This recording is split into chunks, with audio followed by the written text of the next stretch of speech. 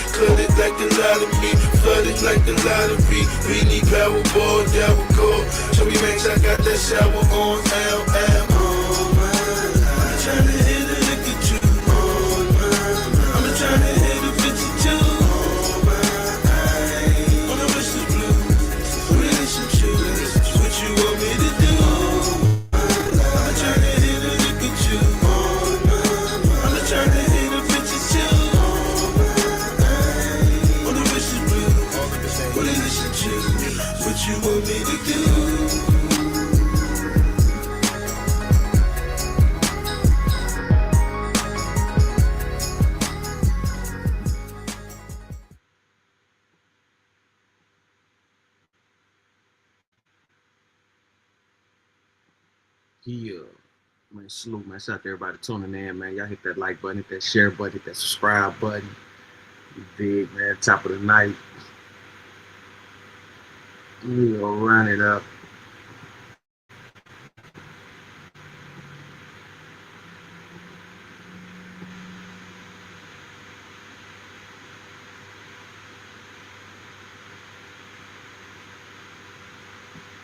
Free Max B.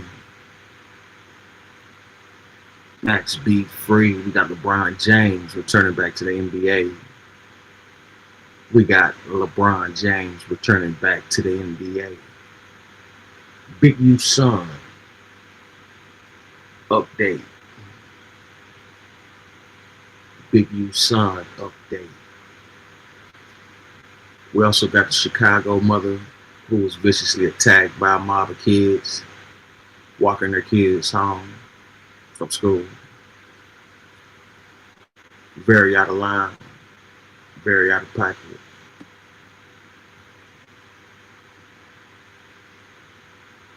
We're gonna dive deep into it. A lot of what's going on today.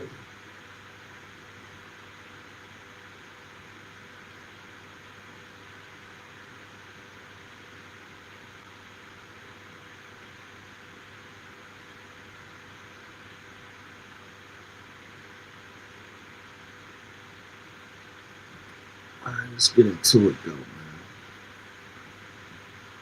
Max B.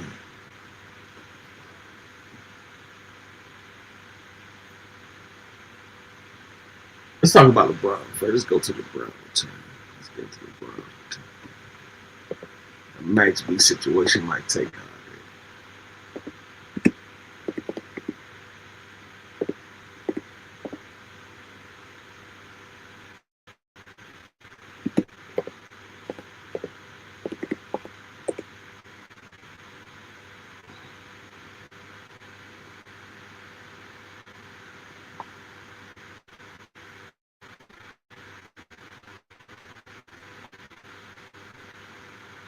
Let's go to the arena.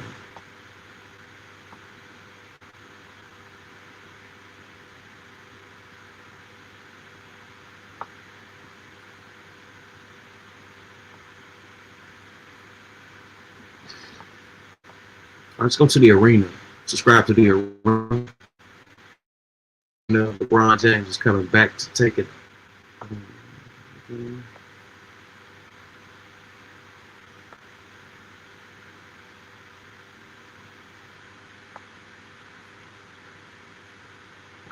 Let's see.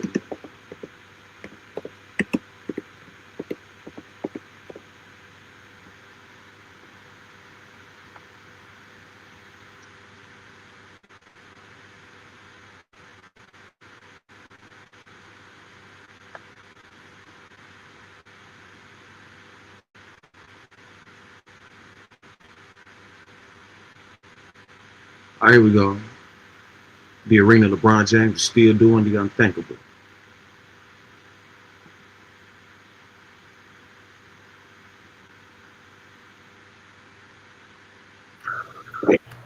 Oh, LeBron. Like Man, I'm still confused on how it was like. I'm saying what people were feeling out there, and then LeBron's going. It was just. How did LeBron look in his year 23 debut? Okay, when you add 23 year, then obviously it's an A plus because we've seen what the rest of the field looked like at 22, 21 season, 20th season. So, it was just great to see how much attention that he still commands. I mean, I don't know if it was the second play, like he basically had a triple team. And the fact that that's what's still happening today makes it even easier for, some of the shooters that we have on the roster. So with him, Luka, and AR demanding that much attention, I mean, his plays has to go up, right? Marcus Smart on his side, hitting those open shots. Rui doing whatever that shit he does that he learned in Japan. Right?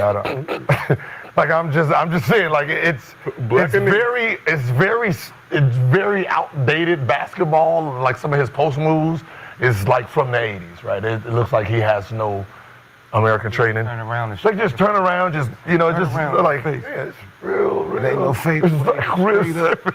Just, like cool, you do what you do. But the fact that he's still getting triple teamed just opens up the game so much more. So to see like that second half, I mean the first half was rough because he's trying to fit in. Everybody's still trying to play their game. But in the second half, it looked like well-oiled machine. Chip City, 2026 is right on schedule. Kenny, current Lakers fan, I adjacent. didn't have to throw that in, King. You know what? What happened? Let me just take off the Chip City in the 2026 until after he does his thing. Kenny, Lakers fan adjacent, hoping to bring you over to this side at some point. You know it's only one way that's going to happen. I've been making calls. I've been working my back. One way that's going to ever happen. So Also sent some tape of cash. I know he's talking about, hey, that's only in second grade, but just to get their mind prepared. Yeah, that's in the future. But in all sincerity, obviously, Lakers 140 points, season high. Bron coming back. Said, we talked about it on the show yesterday, how he said he could fit in with any team in the world and play his role. Seemed to do a good job of that in this game. People act like this is a new team. Like, no, man. Like, if he wanted to come out early and be aggressive offensively and take shots, he would have. He's a smart basketball player, man. He ain't played this long physically, and his mental game has always been above most people. So he understands where he can get his spots. He understands how to fit in.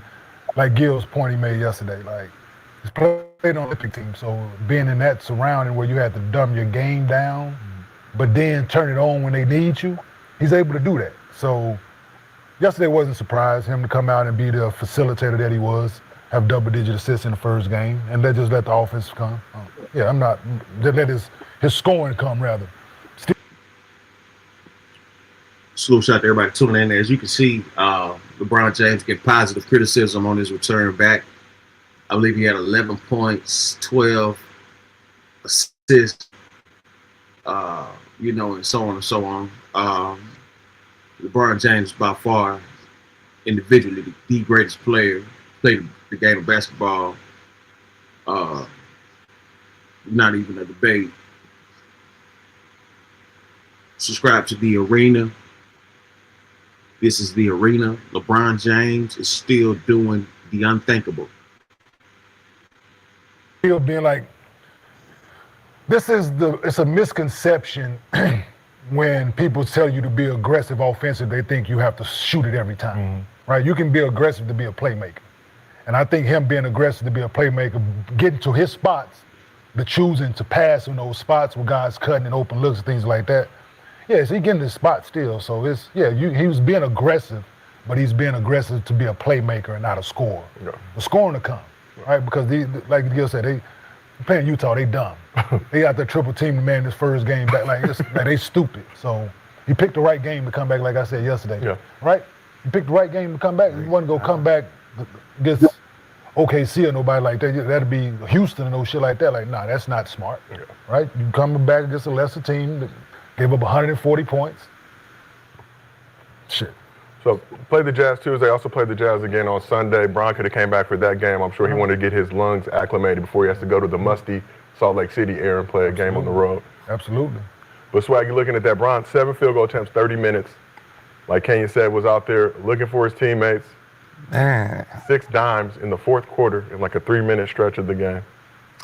The game is slowing down. It's not slowing down now, but you could tell when you're older, the game comes easier, you see things easier, slows down, you know more than the rest of the players out there, you know where to find your spots. You're having more fun because each game, you're coming closer to the end. I know Aiden enjoyed it. Everything he passed to Aiden was, I don't think he had any of them passes so far, and it's beautiful, man. But can LeBron he can still make an All-Star team averaging like 15, right? 15 and 8. He'll get voted in.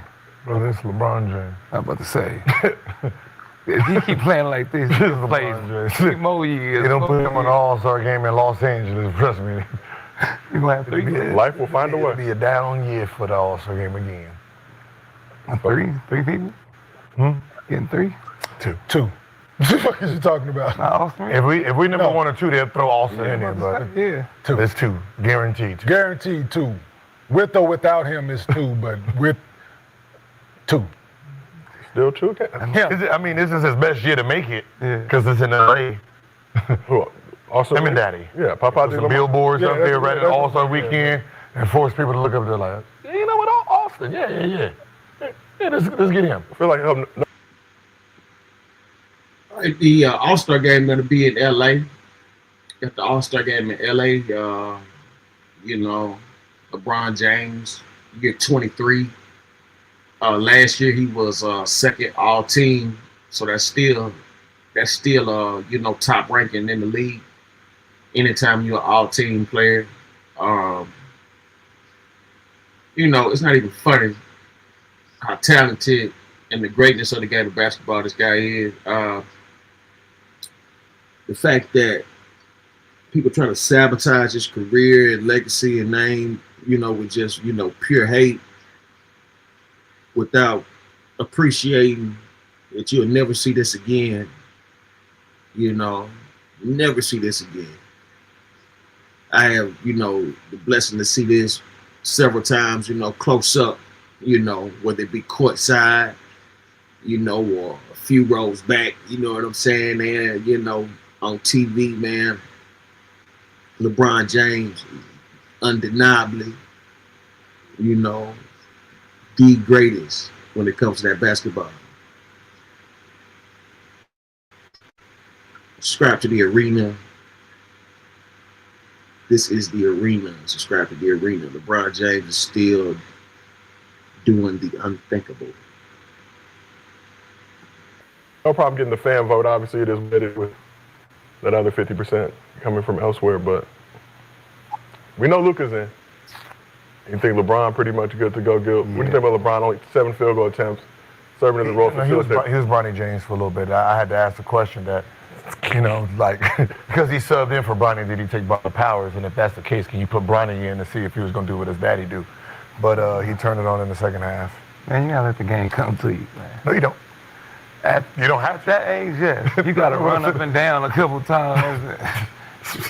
Can't don't just have jump to. in. You don't have to. No, you don't have to. It's smart for you to do. It's but- smart for you. Smart basketball You don't shoot players. the You know, team out. it's just- And we look at him as a smart basketball player. So, no. You know how we. He ain't doing what I did. Missed 14 games, come out there, motherfucker. First 3, 4, 5 sessions. Bring it over here. Bring it over here. Shoot myself in rhythm. Younger, Hey, yeah, but I'm hey. talking about at this age, you gotta take your time at this age. You know the narratives that is really bad that people really stick to. They do it with USA basketball when they're picking their team, right?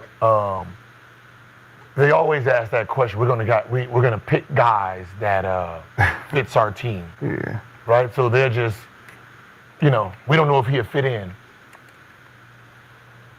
Like like all the basketball players that's in the league, they've played basketball, elementary, middle school, different AAU teams, college. They've been on all types of teams with all type of players, and they had to fit in at some point. They had to adjust their game. So the fact that you're that naive to say, I'm not gonna put these guys together because they're not gonna fit. You put those guys together, they're gonna see what each other does well, and they're gonna figure it out. And that's what happens here. Like, these are NBA, these are the elite of the elite. Like, you really have to be stubborn not to want to Yes. figure it out. Absolutely. That's all it is. I'm too stubborn. Like, I know he can do this, but I'm set in my ways. That's that personality. That's rare in the NBA. You come across it, but it's rare. Most players, you put an all-star team together, they figure it out. They know I know what I'm good at and what I'm not good If they're at. trying to win. Yeah, they're trying. Yeah. If they're trying to win, they're going to figure it out. Like, it's no point. You gotta But be it's the Lakers, it's Hollywood. to We be talked like about in the offseason, obviously Luka getting his extension, how Brown was feeling coming into year 23. Pelinka saying, you know, he hopes that he can stay with the Lakers. That'd be a positive story, but being more or less non-committal. LeBron opted into the final year of his deal for the first time in his career. So naturally, there was going to be some discussion about how he's going to be able to acclimate and fit in with his team. They had 14 games without him. Obviously, 10-4 at that point before he came back last night. And it seems like, hey, I'm just going to fall in line, at least from what we've seen for this first game sample size, and do what I can to help the team win. Oh, LeBron. Like Man, I'm still confused. How it's like. I'm saying what people were feeling out there. And then, oh, LeBron's going to come in here and mess up the chemistry. That's why I mentioned, I said, this is not the Olympic team, right? Where there's a Kevin Durant, there's a Curry, right? There's an Embiid, there's a Booker, right? It's not that team. He's coming back to his own team that he's been here forever. It's that team. He's coming back to his own team. Billboards everywhere that got the champion. That's his team. And you gotta. Yeah, there's a new guy here, but it's still his team while he's there. If worst case scenario, he is second option. Yeah. Worst case. Yeah. Worst case. And at this age, I'm pretty sure he doesn't mind being the second option to a guy that's doing what Luka is doing, right? Consistently. Before he got here and now, that's not a bad. At soon to be 41 years old, it's not a bad thing to be. But you guys have been on a team before. You've never dealt with that kind of dynamic of two stars kind of vying for. I'm just saying. What do you mean, Tony? Yeah. You know, but and not to say obviously it's gonna be like that. Obviously, Luka has a very high praise for LeBron. Says his favorite player of all time. But they had high praise for one another too. But each one of them motherfuckers trying to average 27. So and that's just what it is. Like, and they did it, but it's. At the end of the games, it's like, in things like that, who had to sacrifice with players? Oh, shit. Chauncey, right? Well, Chauncey wasn't there. That was Melo, they traded Chuck for it. Right. Chauncey. Oh, we'd had Chauncey and Chuck together. Oh, we winning it. Yeah. Because it's never, like the two stars, they take a couple of shots. But there's always someone that you don't see or you don't give praise to who takes a backseat to make it all happen. And that person goes unnoticed. That's why I was trying to figure out what third or fourth option that's like, all right, look, goddamn, let me get it from you to swing it here. Like, we know that's the Draymond Green on Golden State, but every team, if there's two main stars, there's always some bridge guy that goes unnoticed because the stats don't say, but he's the one to get it from A. Let me hit here, okay, back door, okay. Hey, I can see you getting attitude over here. Let me do the pick and roll bounce. Instead of me dunking this, let me go ahead throw it to you, get your little shot. There's always a person like that on the team, so. Well, who's going to be that bridge guy on this Lakers squad? So you just looked last night, one game sample size. Brown took 7 shots. Luka took his 22 shots. Austin Reeves took 11 shots, but was 11 or 12 from the free throw line, so he was still being aggressive despite the low field goal attempt. 8 and 13 last night. It works, huh? Like that it was LeBron last night. Yeah, also, you know, Austin Reeves a little bit, but you know, you have Marcus Smarts. You have bridge guys on that team that are sacrifice for everybody. To help make up the difference. That's why I feel like the Lakers might have a chance. I like 8. Yeah, so far so good, man. People seeing, the facts and not trying to be political with this. LeBron James came back, contributed a hell of a lot to the team. I think that was one of their highest scores in recent years. I think they had like 140 points or something like that. So we're not gonna sit here and deny this guy as if he's not a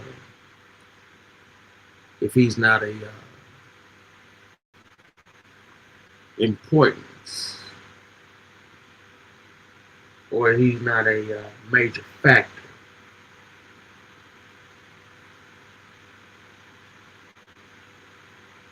The IQ, the intensity, the willpower, the level that he plays.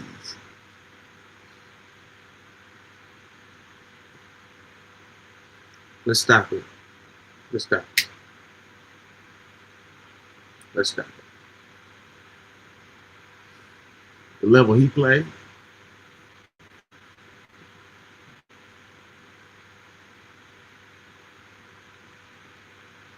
got serious. Subscribe to the arena. Man, I just want to see him against Jokic. That's all. That's all I want to see. Like, listen, he might have a triple. No. He gonna get his ass burped. He gonna get burped, pampered, and Just like everybody else, though. We're gonna change the pamper, burp, and put him to sleep. I just want to make sure he don't like What? Disappear. Yeah. Like, you know what I mean? Get frustrated. You know, like Just as take long the as ass he's like whooping. battling, Yeah, we take have the a ass chance. Just take your ass whooping. Take the ass whooping. You Don't do the get neck. What you mean? Don't get hit in the head and it didn't hurt. They start looking around like, Right, you know what Gil's referring to. Either way, yeah. Oh. Yeah.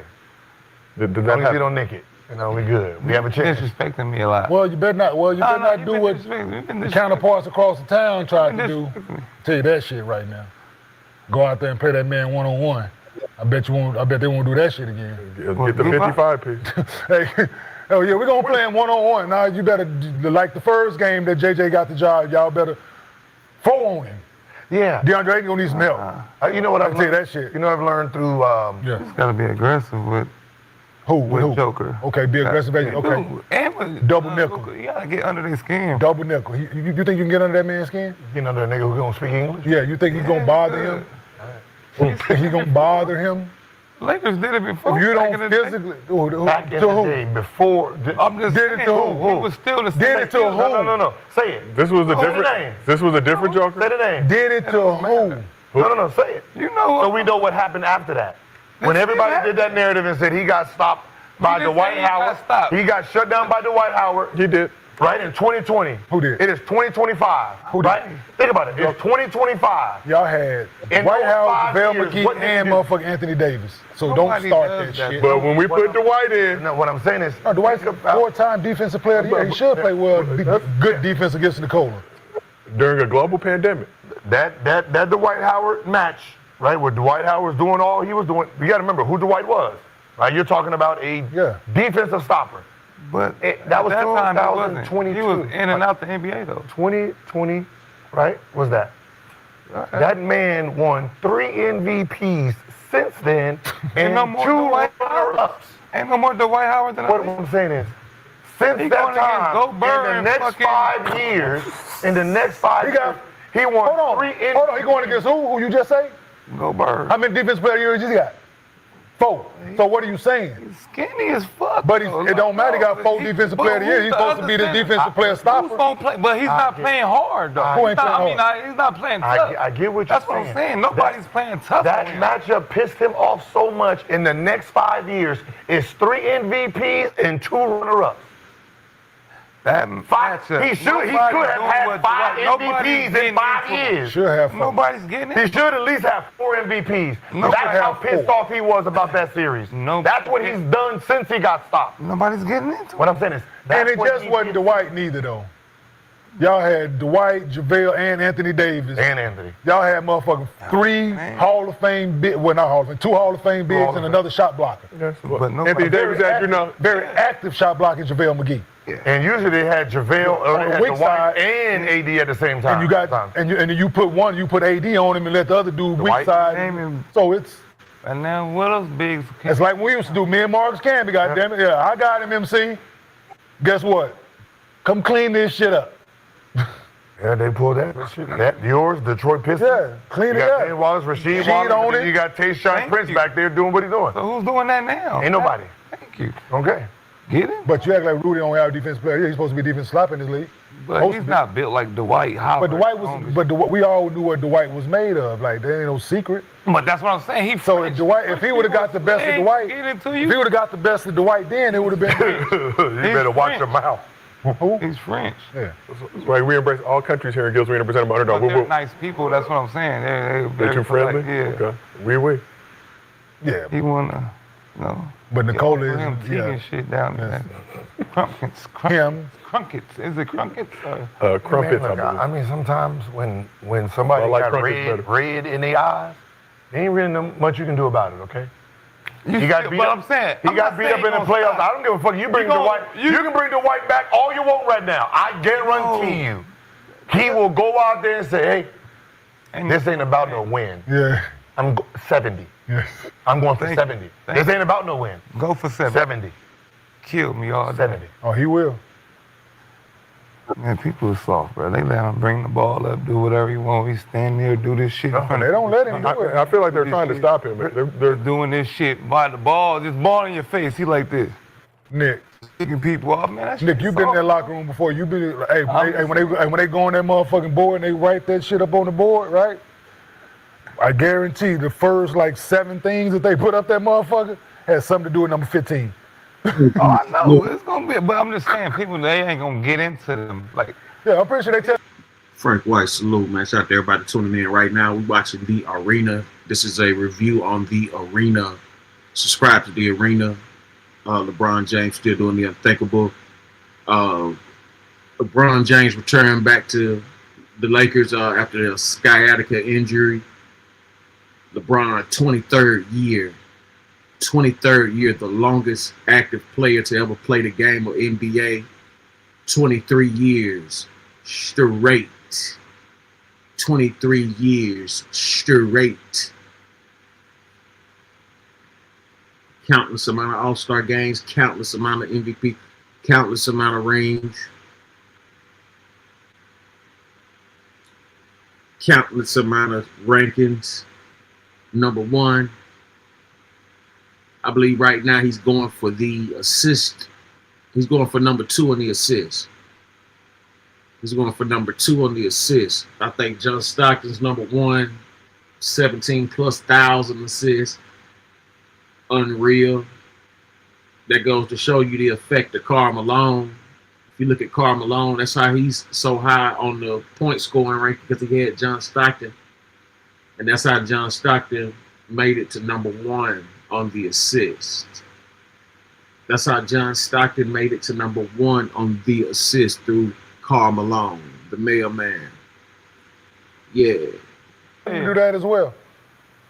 Hey, listen, hey, Go Bird. be physical with him, do all that shit, cut him, do. I'm pretty sure they saying all that shit to them. Well, you tell him Go Hey, Bird to do that. Run him, do all that. Guess what? Yeah. Put your hit him in the back. Hey, Guess what? You try everything. Them motherfuckers out there shooting that bitch the other day when none of that shit touching the net. I mean the rim. Motherfuckers out there, bitch, layups off the glass. None of that shit hit no rim. I mean, some crazy stat, like anytime Joker has a ball in his hands, the percentage of the team scoring is something like absurd right now. Where Every scouting report I was a part of, that we played against a guy like this that can do a little bit of both, and we said, you know what? We just gonna make them a score. They gonna have to score 50 to beat us. Yeah. and Every single one of them. here's 55. Every single one of them did. Lost. Like it's one of those things where you try to outsmart the other person. And you really be like, all right, we're gonna play a man-to-man, and we're gonna stay home with everybody else. 32 and 15. That's still 15 assists. Like, Now one help, you're not gonna die. Like we yeah. Well, I love when they do that because it's usually never my guy. So I done got to help on 8 hours. Cope. Trust me, I won't. yeah. well, let's shift back to the Lakers and to your point about them just going one-on-one versus Joker. LeBron didn't have that experience. Even at 41 years old, LeBron showed his impact on the floor and the defensive attention he still commands. So let's take a look at this photo from the game right here. He done. LeBron was subject of double and triple teams during the game, including this moment, with 2 of the 3 players in this triple team weren't even alive when LeBron's NBA career started. Your whole back turn. I mean, just I know. Everybody back turn. Not even looking at so we touched on this a little bit, but Where how, is the 5th Look at him. is what I want. The 4th nigga. Denying Luka probably. With his back to him. Yeah, denying You Luka. see the dude at the free throw? But I'm saying, no, the 5th one out there denying Luka with the LeBron back. back. Oh, yeah. LeBron back is to him. Austin Reeves guy is the one that's helping. so you already have playmakers in Luka and Austin Reeves. Now you add a third one with LeBron out there on the court. But how much does having LeBron on the floor create scoring opportunities for his teammates? Just LeBron by himself. There were stretches where it was just LeBron with Luka sitting. There were stretches where they were on the court together. He averaged 7.5 for his career. That's Yeah. So we round up. That's impressive. Cool. So that says everything. Nobody else could do that. Not nothing new. That right He's there. a willing passer that can score. He wants to pass the ball first. He's a scorer. He can score. It's not nothing new. When all said and done, he's going to be second all time in assists, man. So he's a willing passer. It's hard not to put LeBron James. First in scoring, second in assists, all time. Hard He's not a to willing put- passer, man. So He's played 23 years. It's hard, bro. Year one is the only. I know year one he lost because Jeff McGinnis got put on the team, right? Leading the team in assists. But I'm pretty sure it was at least 19 straight. yeah, he averaged 5 that year, I think. Shit. Yeah, 5.9. 6, But Jeff 6. McGinnis got traded there. Gotcha. Jeff which was the had a point higher. guard. It took, yeah. Yeah, so it took it from him. Yeah. So, I mean, the only people who would have threatened, like, beating him would have been, like, one of Westbrook years and then Luka last year. Other than that, at least 20 of his 23 years, he led the team in assists. Yeah. So You got that on the team.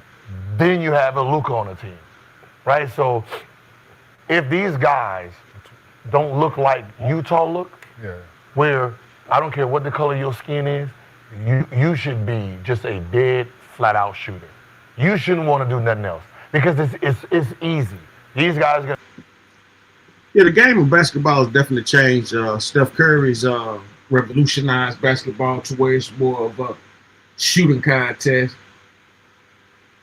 So many people now working on the shooting game instead of the post up, mid, range and everything like that. They're working on the 3-point and beyond. Not only is it 3 points, it's also it's a sight to see. If it goes in. If you look at the way the game once was played and to the way it's played right now, you will see a complete 360. You'll see a complete 360, but several times though, because before the dunk they were shooting, they just shot differently. They shot, they call it grandma style, where you shoot from between your legs and up and things like that. The shots were a lot weirder originally. We gotta go back and look at some NBA history one day, man, and see these never before used shots, because the game has changed several times. The game has changed several times. NBA and the game of basketball is not what it started, but then again, you start to see traits of the old ways.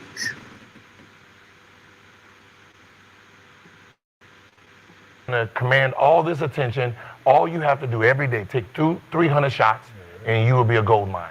They're 20 assists every night between the two of them, easily every night. 20 or more, 20 plus assists every single night. So if you're doing that, to win in this league, we know the ball has to move, man. Guys got to make shots, of course, but the ball needs to move. And if you're averaging 28, 29, 30 assists, like your chances of winning and winning a lot of games increases. The Golden State years, when they were at their peak, they were averaging 29 assists a night. The ball has to move. Guys got to make shots, of course, but when you have two willing passes like you have in Luka and LeBron, and you have a playmaker in Austin Reeves, that helps. You add another guy in Marcus Smart that's a willing passer who's a playmaker. So yeah, no, it's contagious. Making your teammates look good is a great thing, man. So I can see a lot of that coming forward with this team. But yeah, having Luka and LeBron out there, man, that's like I said, it's 20 plus assists every night. Sure, back doors, shooting corner threes. You would love to see I would it. love that. Yeah. Looking at LeBron last night, man, to be a Jordan Kobe fan, it's hard not to put LeBron as the greatest player ever. After what he did, it's hard. Like, Why is that harsh, Wagon? no, for people, because they can't accept that. But what? looking at this, LeBron James is the greatest player to play this game. I'm sorry. All the Jordan fans, all you, me, Kobe fan, I'm biased because I'm a Kobe fan, but LeBron James is the best player to play this game. Be careful, Swagger. They're gonna call you a Glazer. Just letting you know. And see that you got to respect the honesty and the truth here. It's not even a debate. The fact that they allow these false narratives and commentaries to say this type of crap, man, like, Jordan this, Jordan that, man, that shit is so fucking sickening. If y'all knew the truth, so sickening, man, so sickening. Michael Jordan has been leeching off of LeBron James since LeBron James came in the league. Whether it be to sell his shoes or whatever kind of, merchandise and accessories he may have, Michael Jordan has been leeching off of LeBron.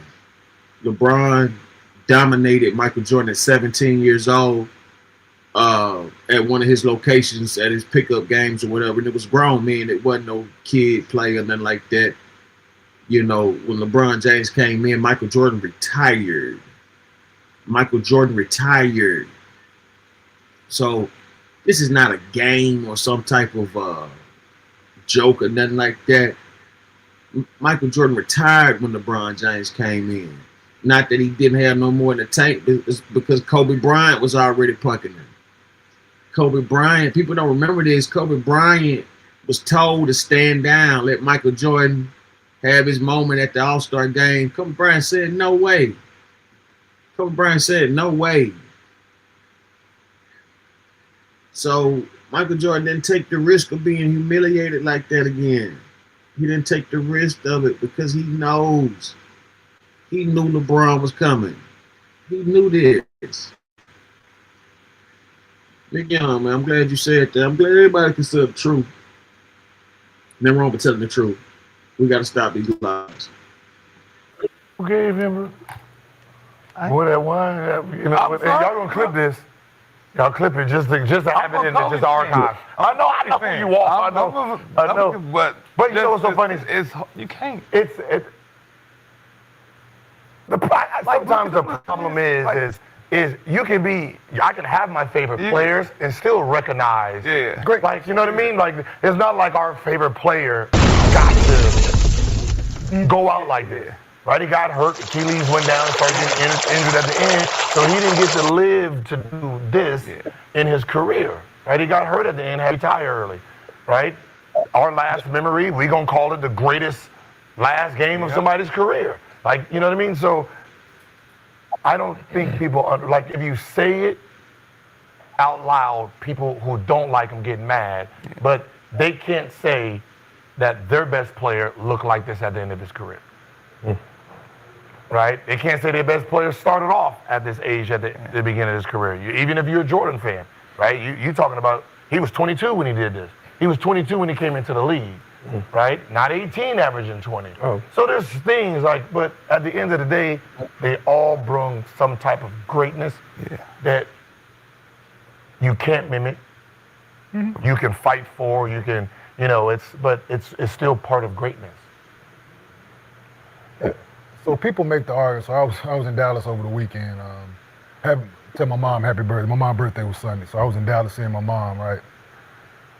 Stopped at the store, the barbershop that was next to the store. Of course, people recognize they come out. Now people want to have this conversation, barbershop conversation. So first question: who you got, Bron or Jordan? Right. It's that, right? And I say who my favorite basketball player is, and they like, oh, well, how you? Like, look, so you like the other guy, right? So cool, right? Your guy is great, taking nothing off your guy's plate. People try to make the argument to change the other person's mind. Like no, like we've seen it. Like we saw greatness happen. We were a part of it. So. For us to have a favorite, the other guy to have a favorite, everybody has their person, but to try to shit on the next person's guy because he's not your guy, like you're not gonna change that person's opinion. Yes. I don't know how long you argue for, you can bring out every bad stat that you can find for this person. He beat his wife. He cheated on all the kids, kicked the dog. Motherfucker didn't pay his taxes. Who gives a fuck? Right? I'm saying serious, bro. Right. I'm not gonna change my mind. I ain't gonna change my mind about this person, right? So He didn't pay his taxes. yeah, whatever. But you can he love. gotta go. You can love that person is his person, right? So appreciate your guy, appreciate his greatness, but the other person is great as well, man. The things that LeBron is doing, like to Gil's point, no one has ever done. We've never seen this. Yeah. So there's nothing to compare it to. That's what I'm saying. Right? There's nothing to compare LeBron James to at all. We ain't seen it. Right. So to question his greatness at any time, people just haters. Yeah. Like, people are just flat out haters. You just gonna try to pick the negative, the finals thing, you switch teams and all. Cool. He was great when he switched teams. He was great when he lost in the finals. He should have won finals MVP when they lost. So don't even though in those moments, his greatness is still great. So just because the other guy didn't lose in the final, he had his downfall early in his career. If you want to nitpick at shit and things that he didn't do, so the guy's your guy. Your person is your person. So you're not gonna change the other person's opinion on who they like, man. For real, that's like when you said OJ was your favorite person. And I was trying to... OJ Mayo? Yeah, I did like OJ Mayo. No, OJ. And I was like, dog. OJ Mayo, I love OJ Like, Mayo. Orenthal James Simpson. Oh, yeah. Yeah, he loves him. Who? The juice? Yes. I like orange juice. My dog. Yeah, they just like I do somebody listen coming to to like, so if you got a significant other, right, and somebody else was with her before, and you like, hey dog, she didn't do all these things for me, or why you with her, why you like her, like, the fuck that got to do with my situation, nigga? Like, just cause she didn't do that shit for you, like that don't, like, we good over here. That cause she didn't clean up after, like, she didn't do the laundry over there, nigga. Like, no, I gotta wash in the dryer, nigga. She didn't have to go to the laundromat. Like, I made it in, like, it's like. Yeah.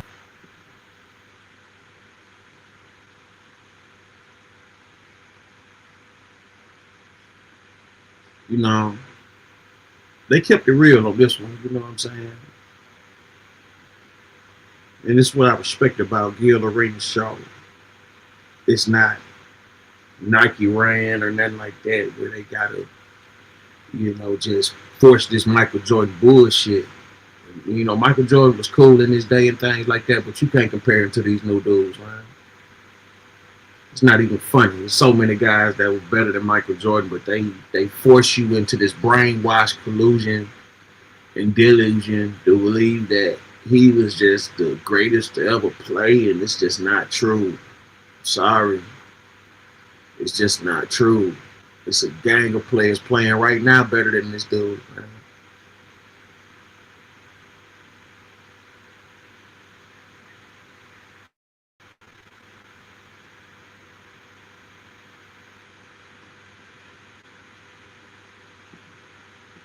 Gil? Gil, do you have a washer and dryer here? Two and two. Okay. Like the laundromat, 2 and 2. 2 and 2. All right, well, before we move on, we got to give some love to DeAndre Ayton.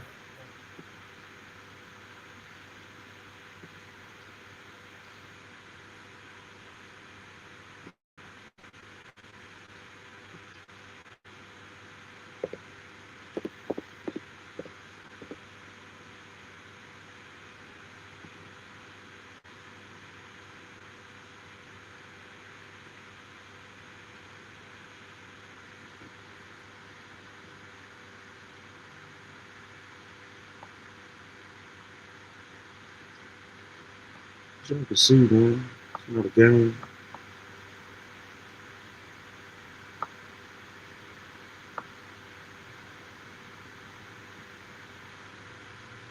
Let's go to Swiss culture. Let's check out Lakers practice. LeBron versus Rue all around the world.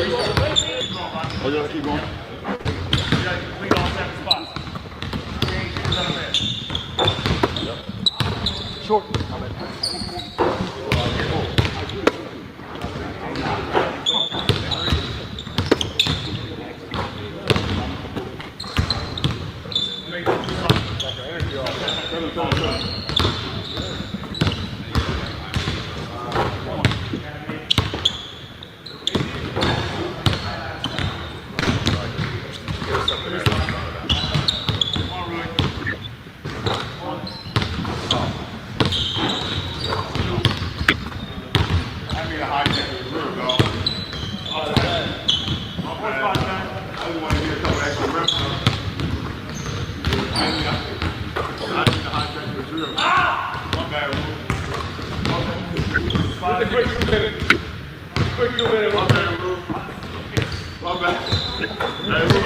of trash talking. I had no part in making the teams.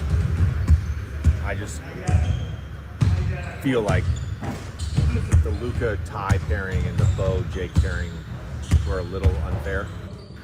Particularly when, I'm not going to name names, particularly when one of my teammates decided to eat through the majority of the tournament. Like, Now, JJ Redick. This guy is a fucking time bomb waiting to happen. Notice how he's speaking against whatever comments about Luka, so on and so on, and his fucking face is so far up Luka's ass is crazy. But he has no problem with the media disrespecting LeBron James. He has no problem with the media disrespecting LeBron James. This is the coach. If I'm not mistaken, LeBron helped him get that position so he could talk down to LeBron. So he could disrespect people.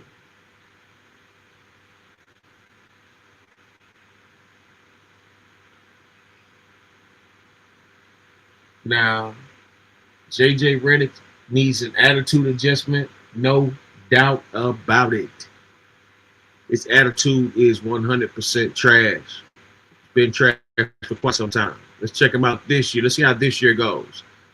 But notice he's glazing. Notice he's praising Luka and standing up for Luka. But the disrespect for LeBron that goes out every day is ridiculous. And he's not saying a damn thing about it. Not like. Let's describe Swiss cultures. No, just like he was eating food, watching me and the other teammate I had play. The other team I had play. You can probably figure out who that is. Not the best pickleball player in the world. Love him to death. But just, I felt like I woke up this morning, my back just was, it hurt from carrying it to the semifinals. Yeah. But no, it was great. And, you know, AR, Luka, Jackson even have a little bit of background in racket sports. So it was good to see those guys compete in something else, but it was awesome. The King has his own custom paddles. Didn't know that.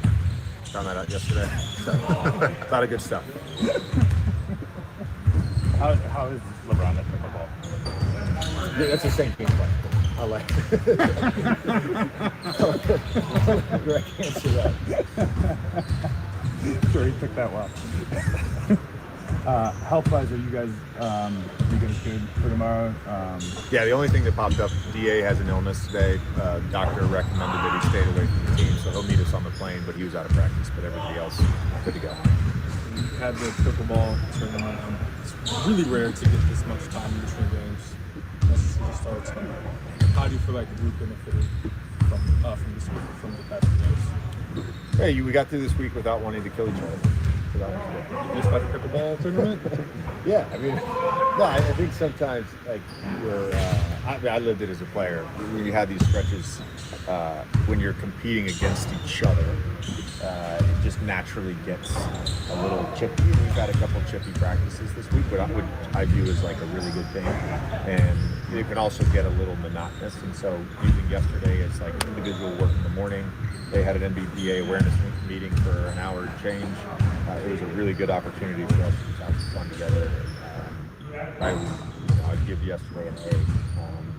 Today's practice was great, so I feel like getting through this week, healthy, and getting through this week where we feel like we got better on some stuff, but also, broke up the monotony a little bit was good. With the way Utah plays, how does that challenge or stress you think, especially early on? You guys got to figure it out. They're gonna get stuff because they're really good at running off-ball action. I used the analogy the other day. It's a little bit like Golden State. If you start making up your own rules, you're gonna give up everything. So, just we've got to be more disciplined. I thought we were a little more disciplined in the second half. that was reflected in their shot quality. That was reflected in their point total.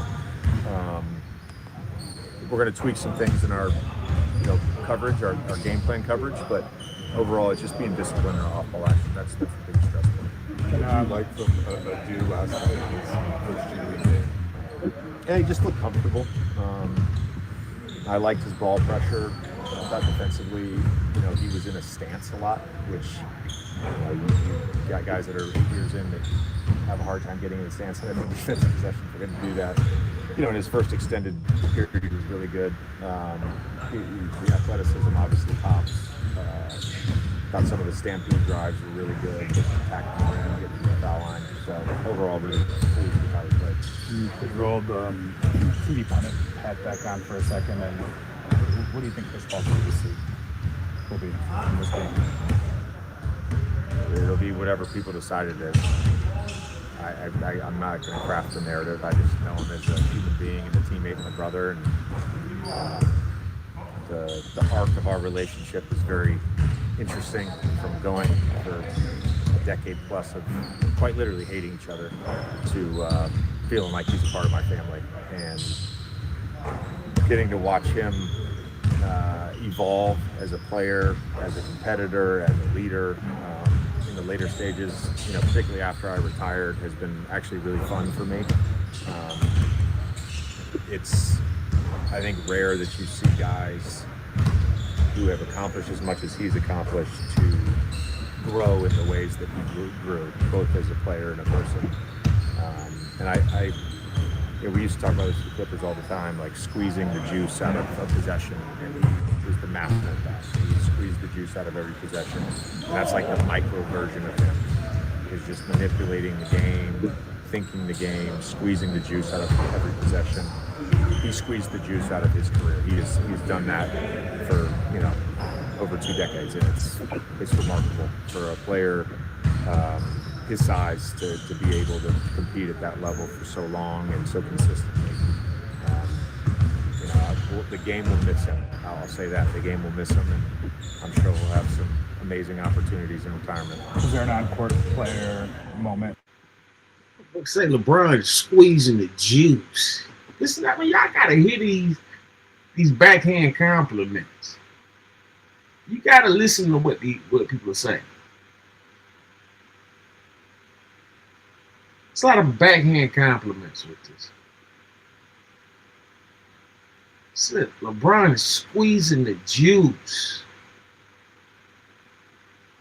because JJ couldn't do it. All these people hating on LeBron, wishing he retired. These are people who couldn't live up to what they were supposed to.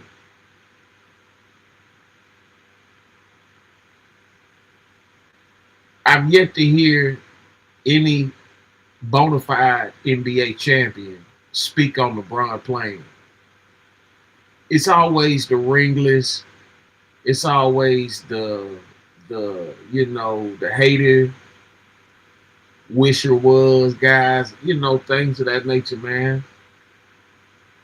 JJ was a decent player, man. He wasn't all that. So for him to be up here acting as if he was on that type of level, man. If I remember JJ Redick, he shot threes and shit like that. That was his thing. JJ Redick, he was a 3-point dude. You know what I'm saying? It wasn't really too much more with his game. He could dribble or whatever. He was, he had a decent dribble, but he was good at threes. The fact that, he's been blessed to be in this position and doing all these backhand compliments is beyond me. LeBron James could play at least 8 more years. Respectfully. LeBron could go at least 8 to 10 more years.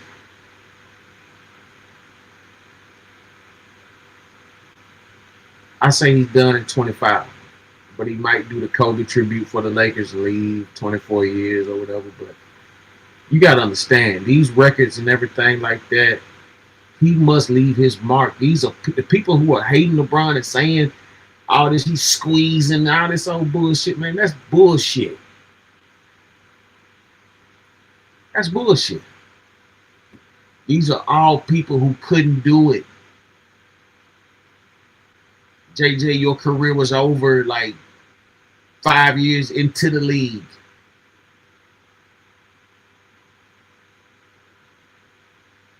You the one squeezed the life out of it because you couldn't go nowhere. You wasn't never on no LeBron James type of time. You was nowhere near. I think y'all got drafted around the same time or something like that. That's the only comparison to something like you was in that range of years of drafts around that 03, 04, 05 range or whatever, somewhere in that era. You was around then or something like that, man. To sit up here and act like you was just, like you just, just turned out to be this amazing baller is crazy.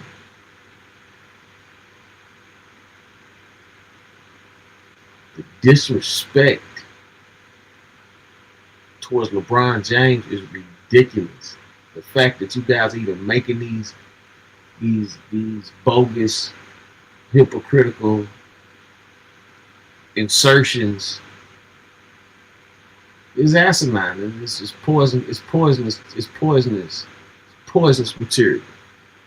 Poisonous material.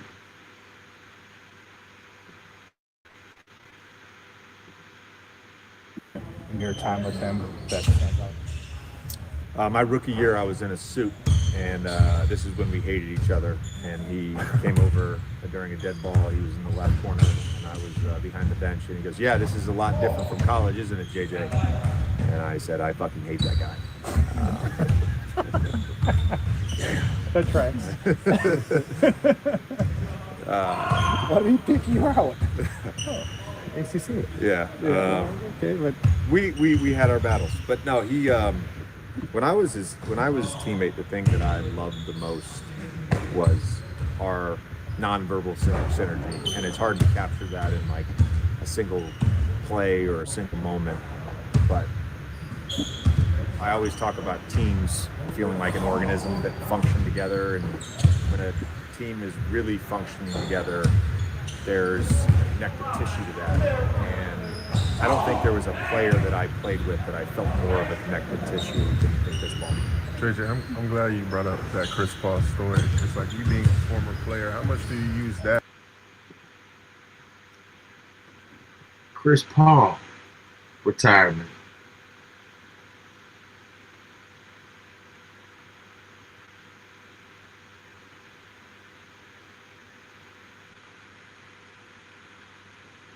And that's what he's on right now. He's on the Chris Paul deal. Chris Paul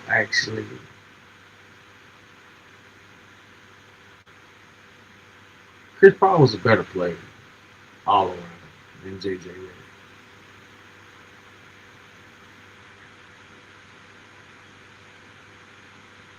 Like I said, JJ Redick he was a decent guy. He was a decent baller. He's a decent baller, but he wasn't on Chris Paul or LeBron James' time. The disrespect that he allows to go on with LeBron James and the things that come out of his mouth is horrible. And now he's disrespecting Chris Paul. Chris Paul is still playing. Still playing. Made a lot of money. A lot of money. He'll go down as one of the best ringless guards to ever play the business. He's up there with some of the, Chris Paul is a top 15, top 15, top 10 point guard. Might be high up there, but he's there. CP3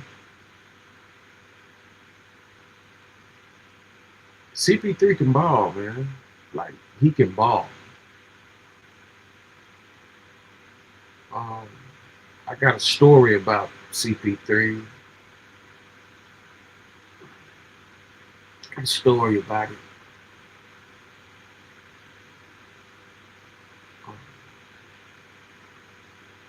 Rest in peace, Billy Holmes. But I do got a story about CP3.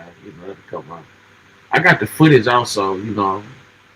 Rondo swung, put hands on him. I was at that game, so I got a few stories with CP3. You heard? I was at the LA Laker game. That was the game right there. That was the game all that went down. That was one of the games I was at, though. You know what I'm saying? But that was the game. Go to Appalachian, get that All Eyes on Me. SendaRoni slow screw. All Eyes on Me. Go grab that. You heard?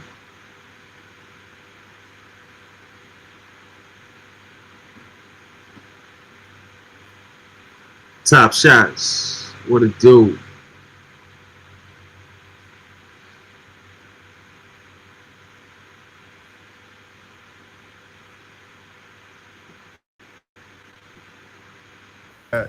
To your coaching, like with a lot of situations, do you still use that, like some of your stories that you had, and bring that to coaching too as well, knowing how you felt in certain moments with rookies, all the way to vets, to when you were the guy making a lot of money, a ton of money too as well. So I just wanted to ask you about that. I would say it generally helps with empathy for what each player is going through, because outside of being an all-star and a superstar, like I played every role in this league. I went through every evolution of being a behind-the-bench guy to a bench guy to a DNP guy to a rotation player to a full-time starter to all that stuff. So I can kind of empathize with all that stuff, and those are typically done more individually. Guys don't want to hear me talk about my career as a part of the team, so I've maybe done that 3 times. Do you think a lot of former players, especially with the young group, when the older guys talk, I feel like they don't really listen as much, because it's like, oh, you got to show me more so? How do you feel like the difference is when you first came into the league and you see the new group and wave of young talent, how they are receptive to coaching to now in this decade? I don't necessarily think it's the dynamic is different. There's probably some stereotypes about young players or stereotypes about vets.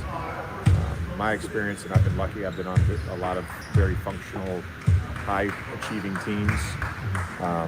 The communication lines have always been really good, and both parties, whether it's coaches, players, young players, old players, everybody's receptive to feedback. And I think a good team, one of the hallmarks is you are open to problem solving. I think that's all part of being a vet. It's part of being a young guy. It's part of being a coach. What do you think is one of the most underrated parts of maybe Chris Paul's legacy, whether that's on or off the court as a basketball player? Yeah, again, I hate saying this. I hope he doesn't win an NBA championship, because that would mean the Clippers win an NBA championship and we don't.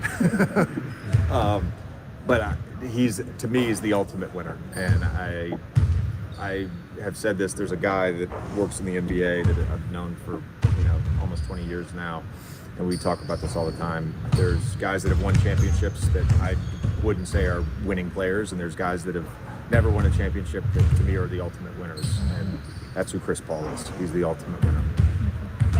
Oh man, I was all right. I wasn't prepared for it, but we lost in the semifinals. I was actually with JJ. Me and JJ was on teams. We lost to Luka and Ty.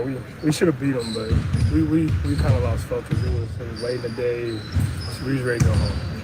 So I don't mean to call you out, but you said you were teaming with Dredger? I was teaming with Dredger. You was telling us about how you had a teammate who was kind of... It wasn't me.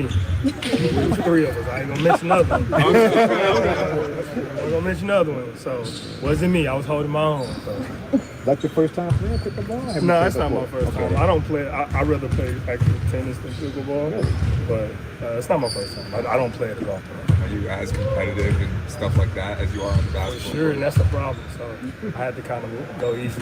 I'm like, the last thing I need to get out here and do is roll an ankle trying to play pickleball. It's the last thing I need to do. So How important is, having those extracurricular activities with your teammates? And you could kind of see that in the last game, how close of a unit you guys are, and how important is having those type of things? It's huge, man. The camaraderie that we're building, for a lot of us, me, Jake, DeAndre, this is a new team for us. And, we're getting to learn everybody's, tendencies, what they like to do and what they don't like to do. Marcus Smart. He is this generation's best guard defense player, one of, brother. I'm glad he was able to humble himself, man, and get his mind together, man, and come over here and make a difference with the Lakers and with LeBron and Luka, Reeves and Aiden and Brian, Blue, Vanderbilt, all the guys over there, the Viria, whatever, all the new ballers, all the new guys, everybody that's over there with this new team. This is a pretty good squad. This is actually a decent squad here.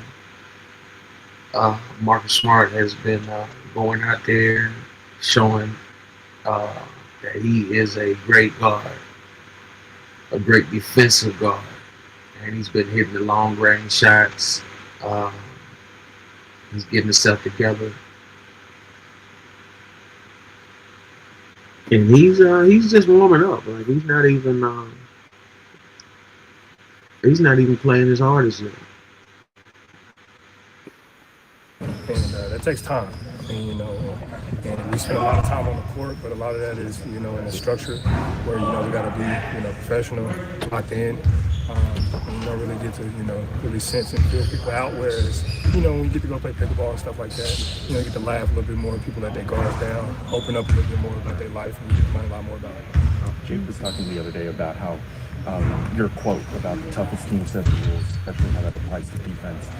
Just kind of how would you kind of sum up what the team's defensive identity has been? Definitely. I mean, I live by that quote. And I think, we see it every day, when one team comes out and they're more aggressive and everything goes their way, from the way that they get calls to the way that the ball falls, the way that they get loose balls and the shots fall that probably wouldn't fall, and things of that nature. But for us, I think, we have a long way to go, but we like where we're going in the direction that we're heading. I would probably say right now we're at a B-. Kind of let some things slip. We got to clean up a lot of things, but I like the direction we're going. I like the attention to detail we're trying to go in every game with, and trying to come out with an outcome of being a great defense. Multiple big games, LeBron, including the conference finals. What was it like to actually be able to have him as a teammate for the first time on Tuesday? Yeah, I mean, it was great. I mean, we hear it all the time, and everybody knows, his IQ when it comes to games is on another level. So, and I think my IQ with some of these guys too on another level. So to be able to learn and pick his brain and be on the court with him and reading him on the court, it definitely feels different. It feels good actually, to play with another guy who can think the game just as quickly as I can and understands it more than I do. So it's great to have him out there, and I think we all benefit from being out there. Regarding the defense, Jay just called you kind of a quarterback of the defense, and he said, like, once we get LeBron, then we'll have two quarterbacks. Like, what's kind of that defensive communication, like that defensive synergy like for you guys, kind of understanding and having that? Great. We're just picking off of one another. Some things that I don't see, he picks up. Whatever he doesn't see, I try to pick up. And we try to keep a voice out there that somebody that this team can hear and lean on. At times we're wrong on that defensive end because we got a lot of talent in this league and it's not easy guarding. So sometimes everybody, myself included, and probably LeBron too, but we all need to have that. So if we can have that voice constant telling us what we need to do, what we need to be, helps us a lot. Two more. How's your health? Right now, where you were last year all the way, now to this point, and you look really good, and just wanted to ask you how things are progressing with you. Everything is great. I'm thankful. I'm blessed. I thank God every day that I'm able to wake up and get an opportunity to let my body heal and get back to the last 2 years for me was devastating. Couldn't stay on the court. Things that I couldn't control, injuries, dislocated finger, torn ligaments, stuff that just kind of happens and you just have to deal with it. So, but I'm in a great place right now, and I'm trying to stay that way. The coaching staff, the medical staff does a good job, and the training staff making sure that I got everything I need to make sure I can stay in this tip-top shape of health that I'm in now. Jake talked yesterday about learning to play differently when different guys come back. Like when LeBron comes back and things change. For you, how have you kind of adjusted to the different roles as you get healthier and players come in, they came back also, like your role changes. How do you kind of it's part of it. It's part of it. We have a talented roster. Yeah, no doubt about it. They got a talented roster, man. I see them going the distance. I can't see that they, can't see too many problems in the way. I mean, of course, it's just the beginning of the season, so we got to see how everything plays out. Everybody stay healthy and things like that. But Marcus Smart definitely was a major asset to the Lakers.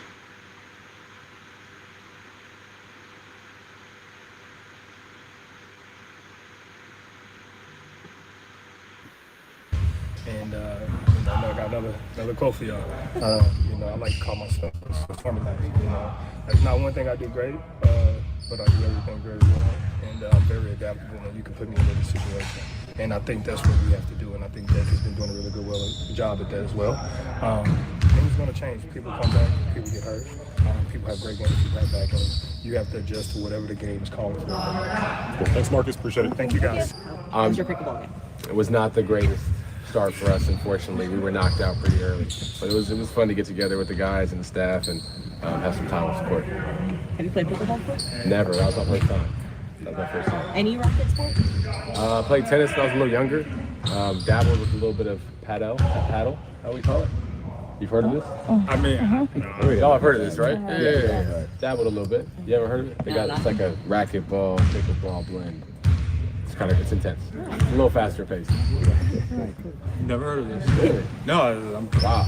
Pickleball is like new. It's not new, but it's like new enough to me. I feel like padel is like the largest, fastest growing sport right now. Interesting. Globally, maybe.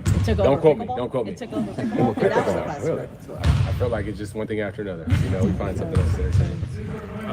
How do you feel like those kind of team bonding? Like, how do you feel like the team benefits from that, especially during a week where you guys are going like 4 or 5 days for like games? Yeah. I mean, anytime we get everyone in the same room, I think it's beneficial. Whether it's an activity, or a conversation, a movie, film, practice, whatever the case may be. Especially when we get off the court, just build some more chemistry, build some more symmetry, and just get to know each other a little bit more. Okay, I've got to ask you about the vibes. I think there was a moment you and Bron dap up, I think at half court, and then maybe the next possession, Bron finds you in the corner 3, everybody stands up. Just speak to that, and then I know there was some dialogue back and forth because I think you did your 3-point celebration, Bron did his, but how has the vibes been amongst the team too as well, and the team camaraderie from the difference from last year to now? Yeah, I mean, I think overall the team camaraderie's been great. The vibe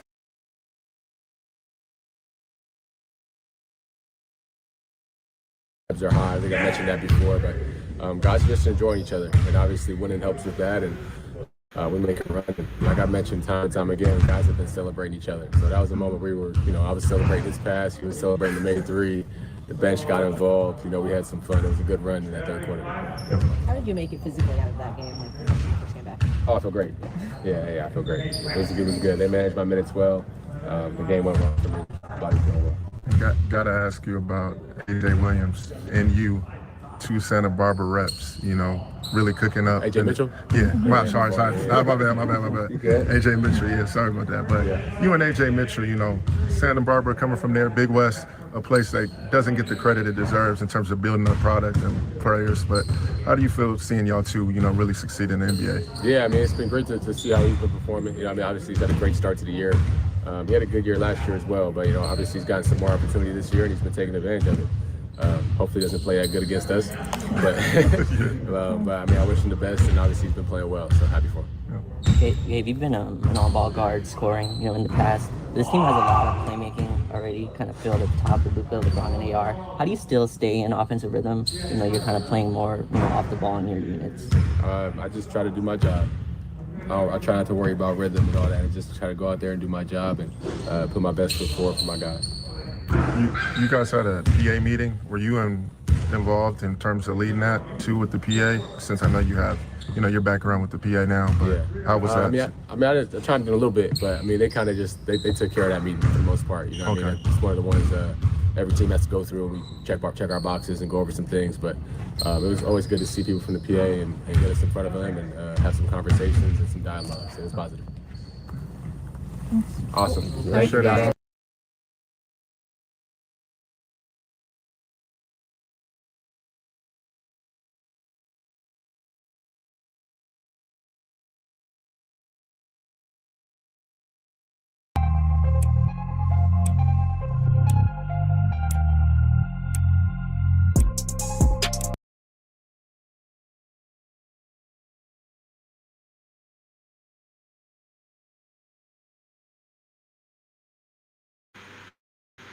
Yeah, that's the LeBron review, man.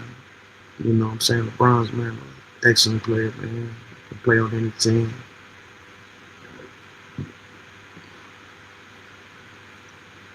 All right, let's look at the Max B situation. Max B. Goat Max. You know what I'm saying? Yeah, funny. Let's see what we got.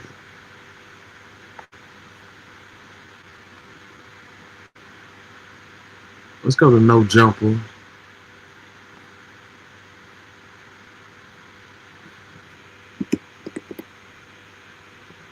Let's see.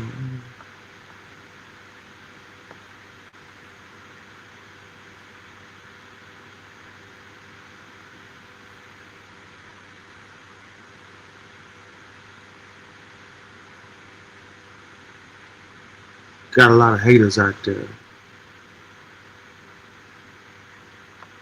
Max B was moving the people, man. You know, that wave movement.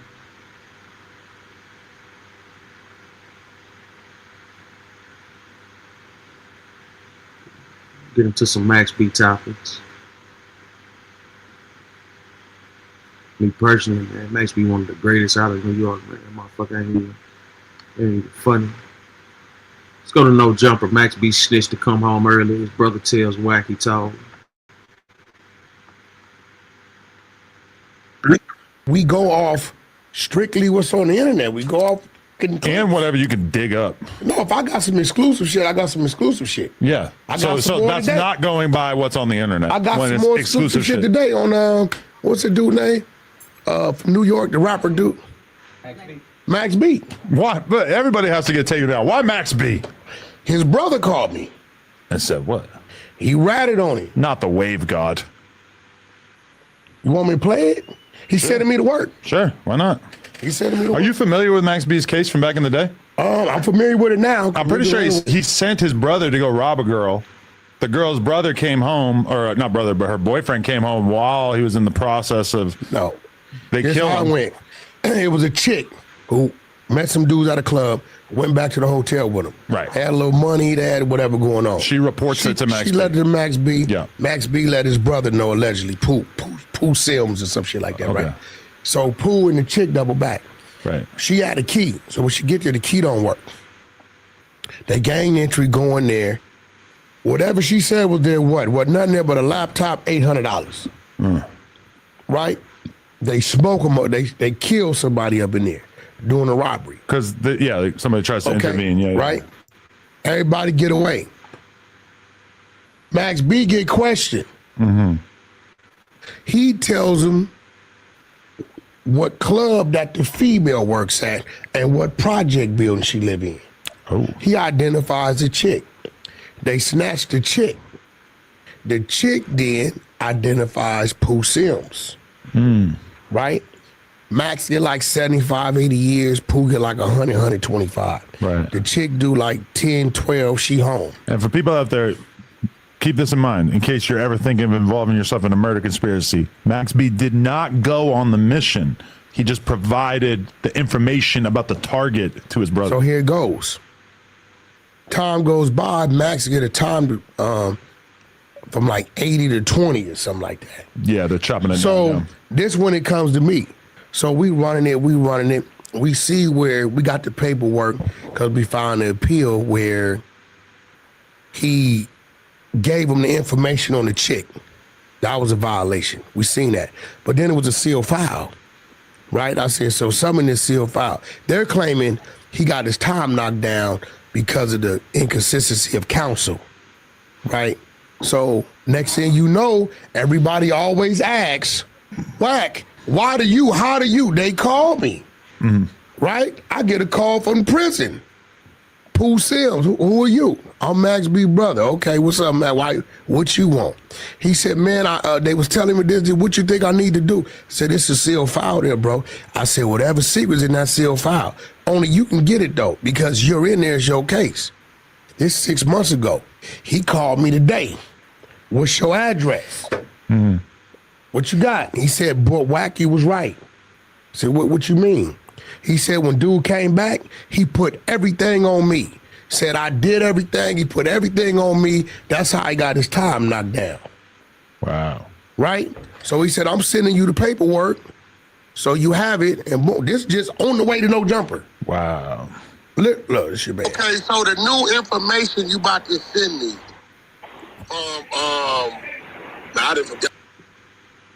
Yeah, so this Whack 100. Now, this same information he already had, like months he been talking this shit. So he gets on no jumper, runs it as if it ain't what it is, now it is what it is. He just got it and all this kind of shit, man. You know, playing the game.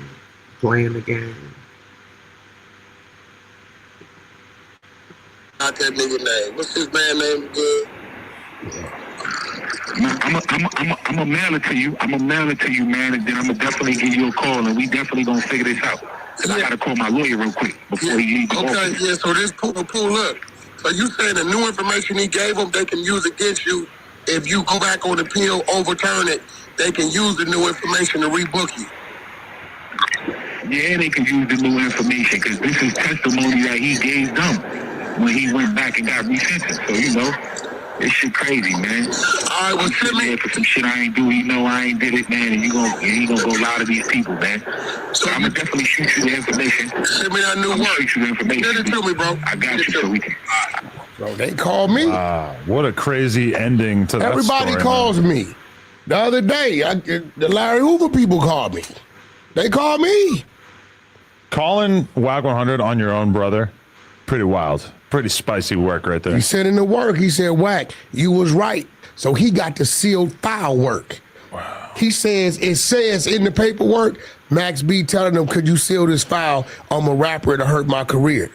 Wow. That's so when he send the work, he send the work. I mean, hope that's not true. These days it's just content. Doesn't look great, you know. It's just content. Damn. I mean, look, I tell people it's just after this whole ordeal, because me and 1090, we battling. What are you guys battling about? Well, free Max B, even if he told. Yeah, I mean, hey, look, man. Let him out. Free all the PCs because they deeper than the GPs. But man, the GPs need help up in here. He's not going to have a warm welcome in New York. The GPs need help. If all that pans out, he's not going to have a warm welcome when he gets home. The homie Scando, you know what he told me? What? He said, bro, we on the 180. He said it was 140 of them, I guess, on one side. They moved, this is general population. They moved 80 of them out. When they got up the next morning, they brought 80 PCs in. And 60 general population in. You know what the 80 PCs told them? What? When the doors rack is on. When the doors rack, the 80 PCs took off on the 60 general populations. They rolled the general populations up, sent them to the hole, sent 60 more PCs and flipped the yard. Listen, free the PCs because the general population need help. What is this story right here? I feel like you just went into a different story. No, it's just real shit. The dude you saw hit Tory Lanez. Okay. PC. Right. And you didn't like my joke. Nah, that was horrible. This dude took a picture of Tory Lanez where he got blasted up. With the blood all over him. With the blood all over him. And said, this what I look like after I hit my girl on her period. Now, I'm like, bro, what kind of sick, sadistic? You're the only person who even mentioned that post to me. If Tory Lane's my guy. I should have took it down because nobody laughed at it. Nobody thought it was funny. I thought it was hilarious. Nobody. That's the point. Yeah. But see, you don't get backlash. I do. I think you almost up there with some of these people I've been discovering that don't nobody say nothing about. So often I will say something, usually about race on here, and I'll think in my head like, oh, that's got to be the one. That's got to be the Twitter thread.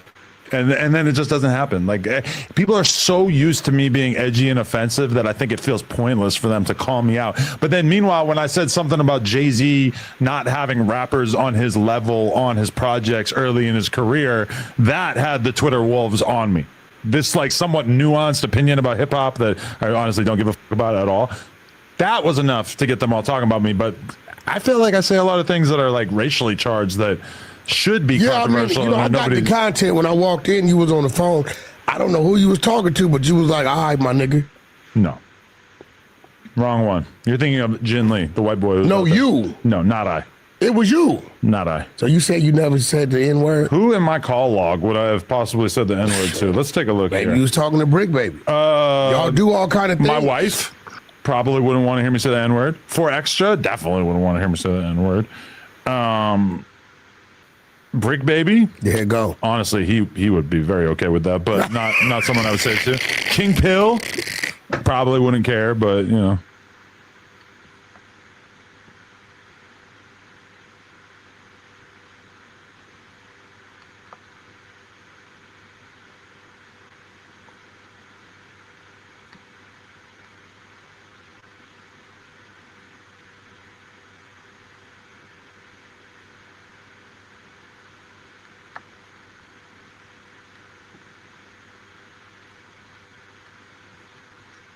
It's a little update, small update. They had an intense argument. I thought that was going to be the episode. You know, they had a real intense. Let's see if I can get it.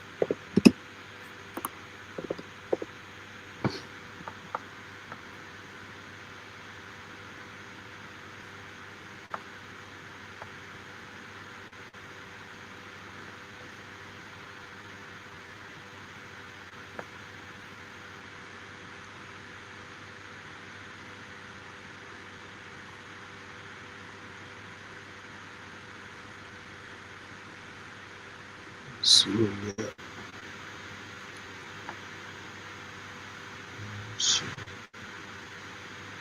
Wax says Mac B snitched for early release. Subscribe to No Joke. I'm taking a look at this list of topics. We're definitely going to have to figure out how to get this monitor closer at some point because it is very tiny. Bigger TV.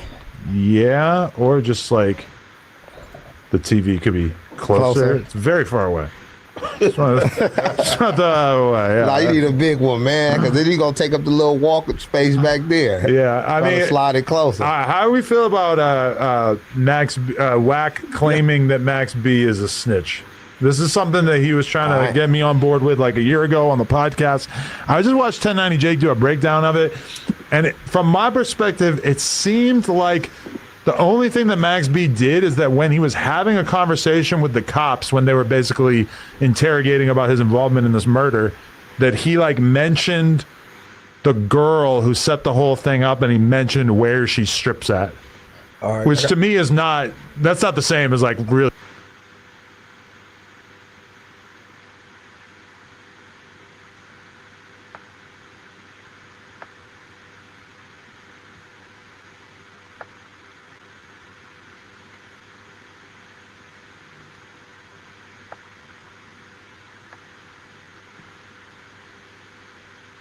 Here we go. Adam and Wack get into an insane argument over Max B. No Jumper Clips. Subscribe to No Jumper Clips. Here's my review. Dun dun dun dun. The Grinch.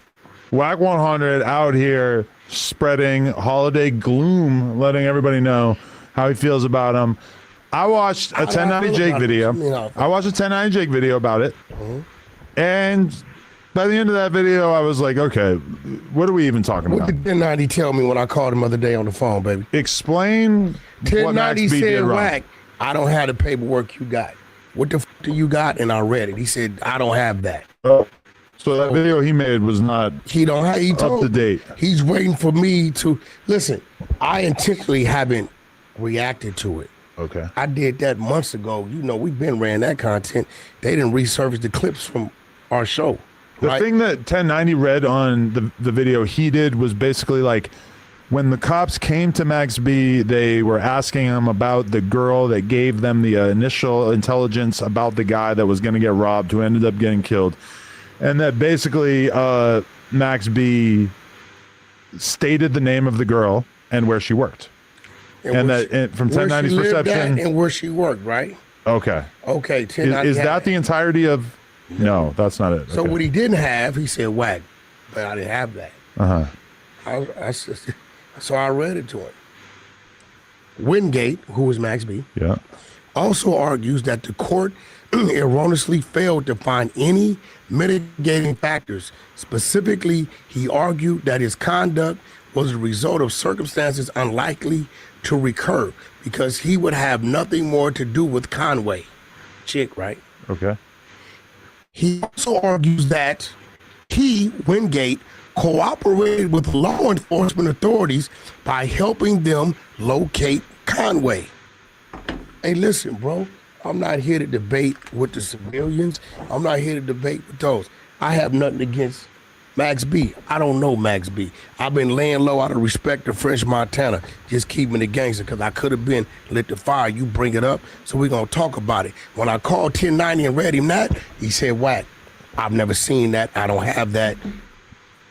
Go ahead, run it, and then send it to me. I'm going to react accordingly. If I had that, I wouldn't have took that stance. But listen, anytime you cooperate with law enforcement, right? But so you don't have a record of the actual cooperation. You just have a record of him when doing his appeal stating that he had cooperated. Here's the thing. When you file an appeal, everything's come out.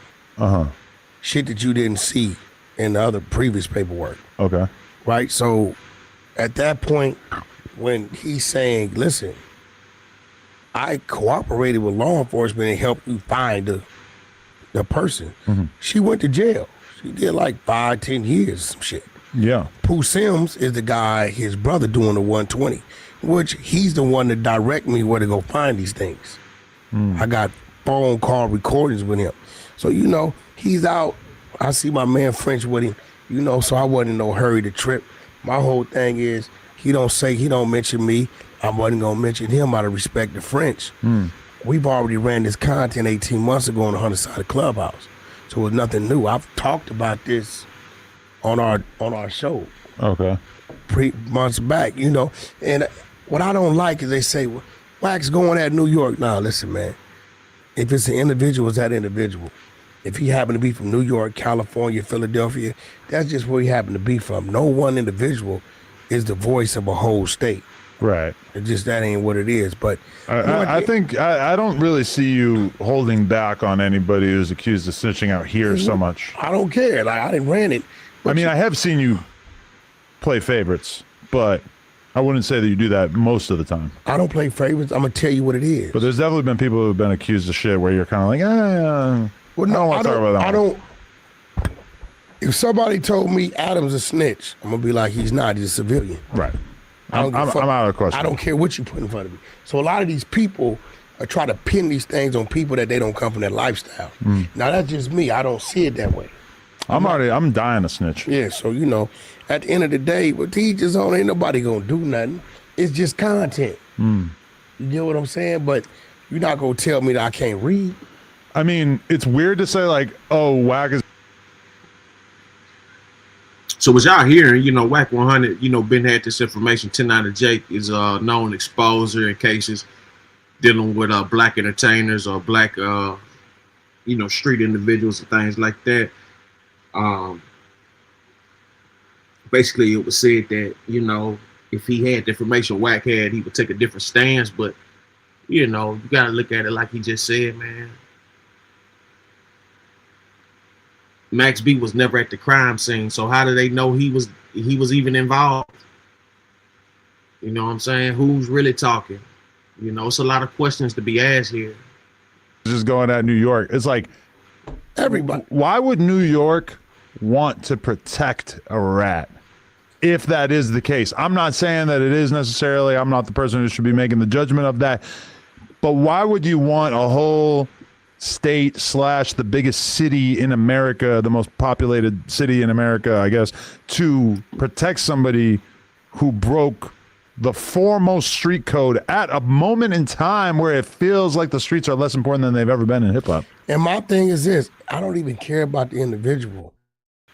My message be to the kids and youth, because a lot of them listen to these people lyrics and they follow them. They like, yo, he's this, he that. I want to be just like him. No, he's a rat. He's lying to you. Everything he's telling you to do, he didn't stand up to. Go the other way. Go to the military. Go to school. Trade school. Go do something different. It ain't even about them. I care less about them. You ever listen to Max B? I don't know nothing about him. I ain't never heard his music. He's 47 years old. Times have changed. I do know he wasn't shit. He wasn't mainstream before he left. So He had some big songs though. He was bullshit. Big How. Ball.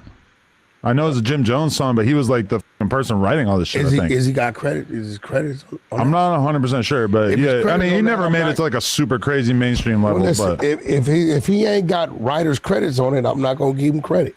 I can testify as a person who was in New York at that time that he was by far the hottest thing coming out of New York post, 50 and Cam and shit like that. No. He had the streets on fire. I lived there. You were already in the old folks home by that He point. wasn't. No, first of all, Whack 100 is a crater face hater. You know what I'm saying? It's always like his egomaniac attention or something. You know what I'm saying? Like, if it ain't about him or something, it ain't about shit. And Max B is definitely, you know what I'm saying, one of the best to come out of New York City, man. The fact that he didn't know or hear about him, that's a preference. That's his fault. But to sit up here and disregard him, you know what I'm saying? That says a whole lot. That says a whole lot. It says, hey man, you work there, you don't know what the fuck you talk about. You just trying to dirty make this nigga. out of here. Me and K Slay, that dude left in 09. If K Slay was here, he would testify to this as well. No, he wouldn't, because you got Papoose, you got Troy Aves. Papoose was so far before this. Are you dumb or something? Papoose got signed in the early 2000s. Right now, we're talking about like 2000. Yes, no, he did. He got signed like 2004. Nigga, I was doing motherfucking mixtape songs with Papoose and Stacey Adams in Miami in 07. What year did Papoose get signed? In 07, 08, we doing mixtape songs. Okay, so what are you talking about? Papoose was lit when I first went to New York in 2004, but he didn't formally sign a deal to 2006. We're talking about later on. We're talking about No, he didn't. The nigga went to jail in 09. How much later? You talking about Max B? Yeah. Okay, but Max B. Fuck out of here. You can't eliminate Pap from that. What? Nigga, that nigga won every Justo award that came out. Yeah, but that was way before this. Papoose signed his deal after his, Hey, bro, his you can't original tell me hype nothing had about already been a Papoose. few years old. I'm not like you. These is people I know. I've been in their homes. Motherfucker, we worked in studios. I brought them out here. They come out here to my parties. You can't, me and Steve's like this. He was signed a street sweeper. What the fuck are you talking about? Slay A&R, my Sexy Cannot project. I know you've like hung out with these people, There but ain't no I was hang out. actually a fan of these artists no in hang out. real time. Listen, You're just like, oh yeah, some shit I Sexy heard Cannot about. didn't drop till 07. What? 07, 08. 07, 08. Pap was on fire back then. See, look, 2004 is when Alphabetical Slaughter was released by Papoose, Yeah, which but was his he first didn't like, get it. He didn't real- have his deal yet. Yeah, I know, and he signed his deal a couple years later, but by that point, I'm going to be honest with you, the hype had worn off. Are you stupid? The nigga was in a full-fledged war with Uncle Murder. Yeah, but 06, he 07, didn't 08. really exactly have the streets on fire as a result of beefing Are with you Uncle dumb? Murder. I'm going to be honest with you. It's okay. You dumb You as weren't fuck. around. I'm just letting you know, as a person who was in New You York the at the goofy time. ass white boy who You wasn't were around. all the way on the other side of the country driving trucks and fucking Ray J. Nigga, you better Google Bridging the Gap. Google Bridging the Gap DJ K Slay. Let me show you. Nigga, I'm going to show you Prince when he was 100 pounds lighter. Google that. Huh? Yeah, tap any of them motherfuckers right there. It's just like a random podcast episode from 2019. No. Bridging the Gap, K Slay. Hit it. 2011. Who is that? That's Prince right there. That's 11. Now, nigga, we already been moving about 7 years together already. Okay. Right? You can't tell me when shit was going on, bro. I'm telling you that the time when Papoose was the biggest rapper in New York and the time where Max B was the biggest rapper in New York were very different time periods. What I'm telling you Papoose's is... wave came before Max B's, and there's nobody in the world that would disagree with this. Bro, Papoose, 6, 7, 8, 9, all them years? No. What year Remy Ma went to jail? Absolutely not. Google what year Remy You Ma went to acting jail. like Papoose was still hot as a rapper in 2009 is proof that you don't know what the you're talking about. What year did Remy Ma go to jail? We can just ask the AI, what year did Remy Ma go to jail? But you got to understand that What year? 2008. That's my point. Right. Nigga, he was, what you mean? That's when that merger was going on. Papoose's popular time period as a rapper. But you tell him when he got with Remy Ma, that didn't add to his shit? Not really, no. You're dumb as f. That was him doing reality TV. No, that came The later. reality TV part of And your you're life, stupid. it comes after the hot rapper You're part of your dumb. life. Alphabetical You Song are came out in dummy. 2004. Reality TV came Max after B Remy was Ma used got out in of jail. 2008. Reality TV came after Remy Ma got out of jail. You stupid as f. Nigga, he got with her. That's before she went to jail. Okay. You don't even make sense, nigga. Move on.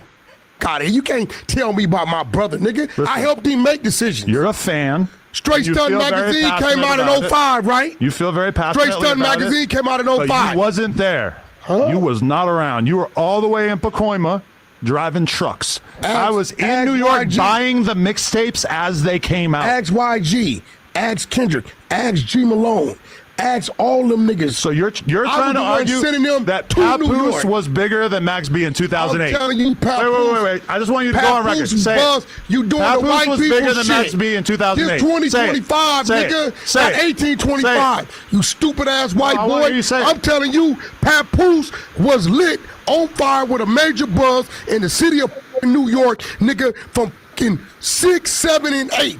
This nigga went to jail in 09. So just for the record.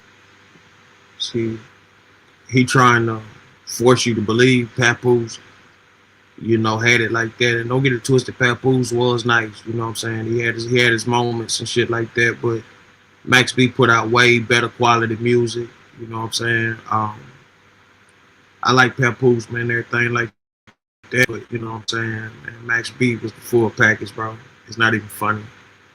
It's not even funny. And subscribe to No Jumper. Adam and Wack get into an insane argument. Max B. Subscribe to No Jumper Clips. Out of here. So Papoose was bigger than Max B in 2008. They was both underground. No. Max B ain't never Max went. B man. was gigantic You're in 2008. You don't know because you were on the other Show side me a of the song country. he had a rotation. Okay.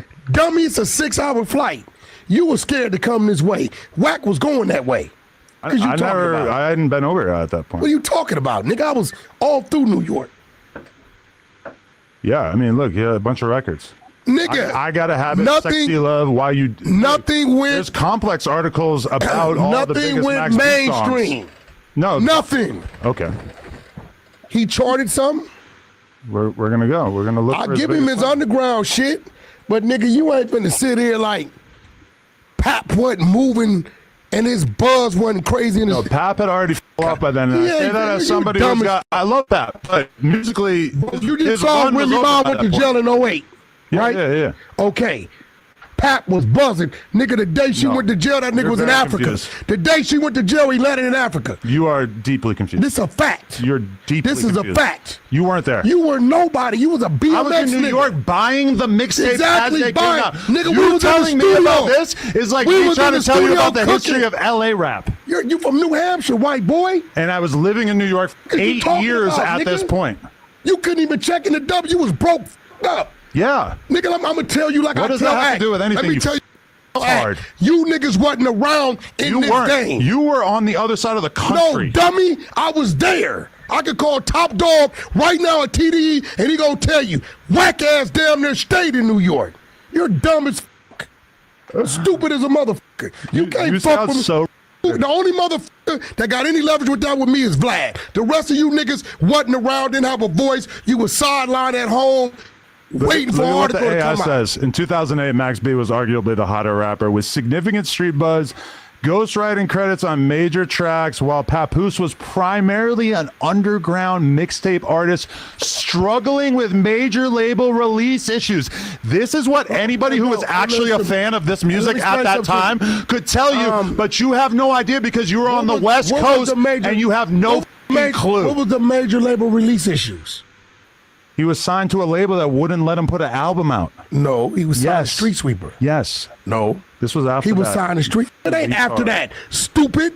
You're dumb as Slay had to motherfucking deal with Sony. Literally, You're dumb as every person out there who was paying attention to this music during this time period knows that you're wrong, and seeing you be so loudly wrong is proof that you're wrong about a lot of other things What I'm telling you too. is this, bro. You were a fucking nobody. No, I know. You wasn't I in know the mix. everything about this time You wasn't period in the hip-hop. mix. Yes, I was. No, you wasn't. You weren't listening Adam to this 22 music. was a You nobody weren't on the in the early internet 2000s. talking about Huh? this music every single day. You could go find Guess me. who was? Put I in was. Whack 100 Shade 45. You're just guessing. I was on the radio back then, dummy. Get you hanging on the radio station. Ain't no hanging. You're getting every detail of Papoose' career wrong because you have no clue Paul, what you you're said he talking was on about. Love and Hip Hop in 08, you stupid ass I nigga. was speaking Remy Ma did 6-7 years. metaphorically.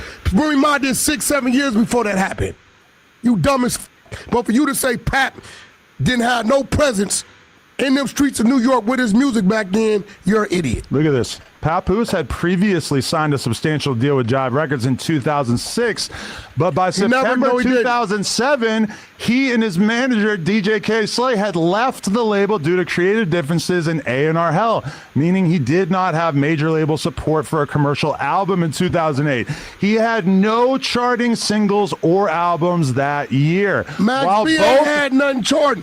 We're talking about the streets.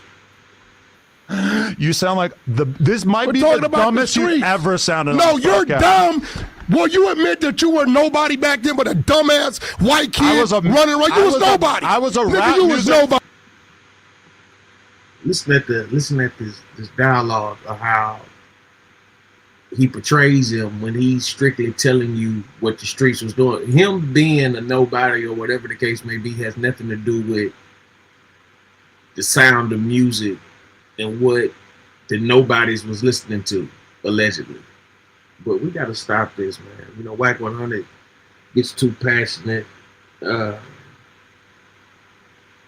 lies. That'd be my problem with him. He gets too passionate with lies. Like, he takes his lies serious as shit. All the time.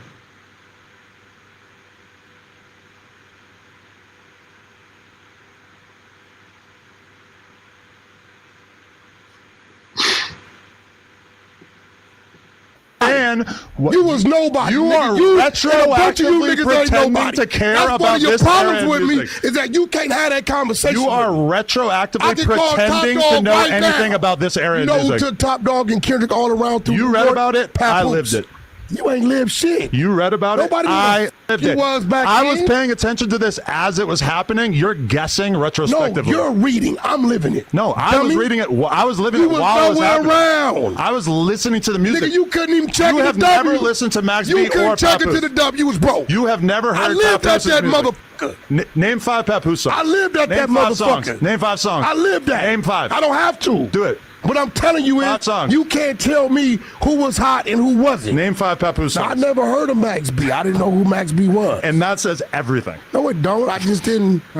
that ain't what I was on. You're just getting the timeline wrong. I'm Papooses' career I'm as not. a musician I'm was not. already largely over by 2008, whereas Max B was, as the AI just confirmed, was at the peak of his career in What I'm 2008. telling you is, maybe they were going at the same time, but you're not going to tell weren't, me though. Papoose was in the dirt 06, 07, 08. You're not going to He'll tell that. you.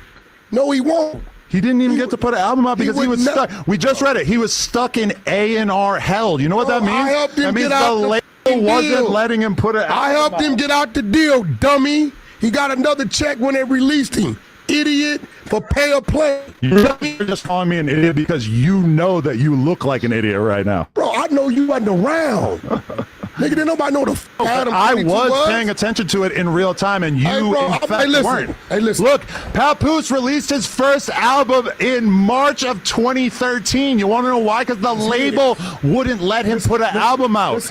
Listen to me. Do you think if he was really popping that they would have let him put an album out in 2008? On the radio. I remember Hater Blockers was up. He had songs on the radio. He did a song with Snoop Dogg, which caused a riff and shit because it was another single that's supposed to be working. You got to give up. No, bro, you wasn't around. You lose. You wasn't around. Hey, you didn't The matter. AI and someone who was Adam, listening to real the music shit. as it happened are confirming that you're getting the timeline wrong. You got a great platform now. You and you don't know what the you're talking about back then, nigga. Right. Nigga would have. The fact that I didn't have anything nigga going. would have fucked you up. Joe Budden was around. We'd have fucked you up back then. You sound like such a real shit. Listen, we would have fucked you up. You're You a ain't fan. nobody, bro. I was a fan. Nigga, when it I comes to was this a fan. shit, that's You're all a you rap is. fan, but you were can't not paying stand attention with at me. that time. You have no idea what was going on in dumb New as- York at the time. You, man, watch just this. guessing. Watch this. Watch this. You're just trying to act like Watch you know this. what was going on at that Watch time this. period, Watch dude. this. I'm about to clown your dumb ass. Do it.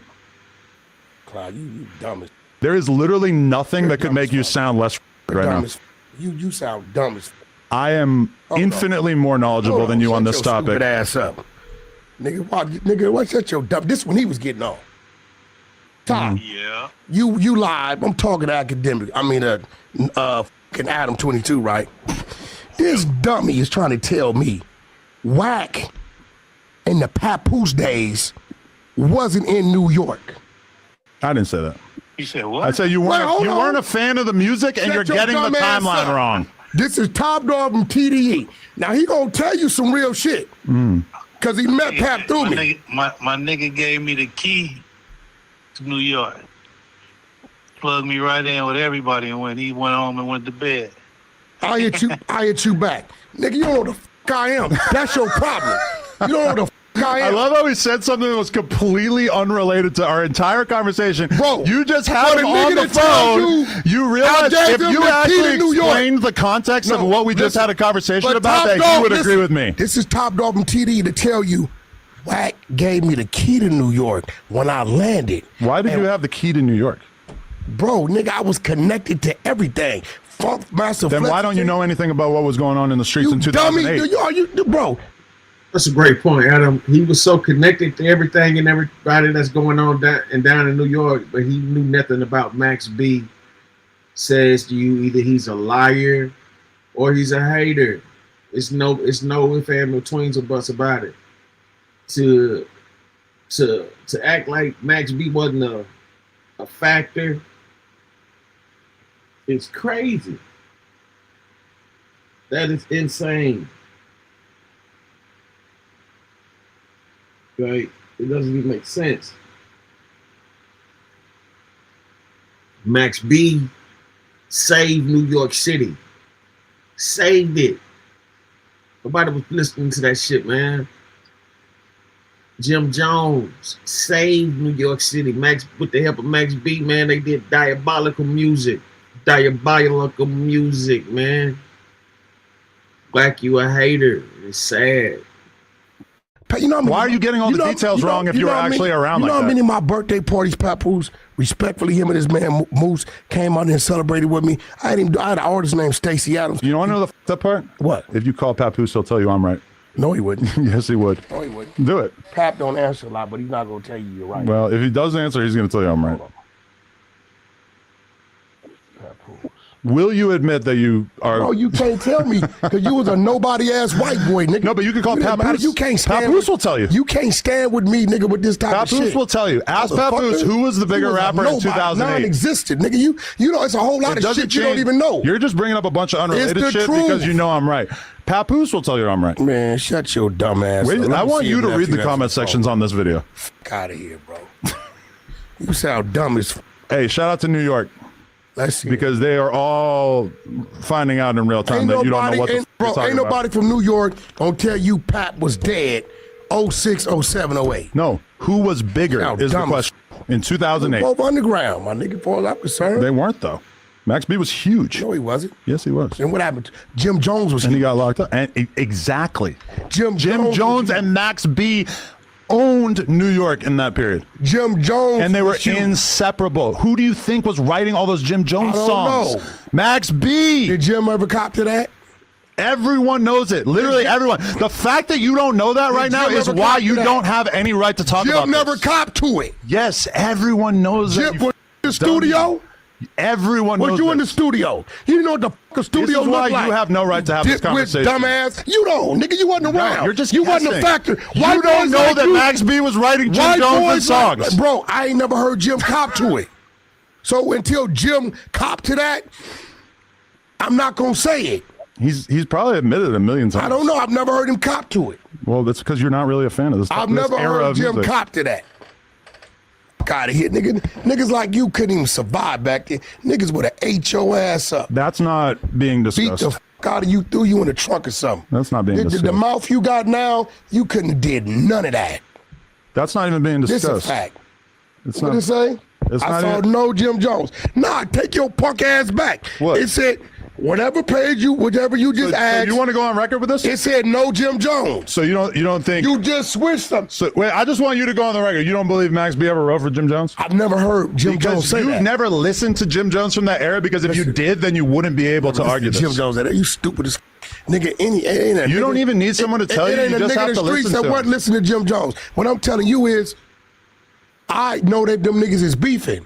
I hear niggas say shit about me that's totally false, just as you do. They've been beefing for 20 years. Okay, just as you do, right? And from my understanding, he's saying that Jim didn't give him his credit, right? Can I just don't thank know. you?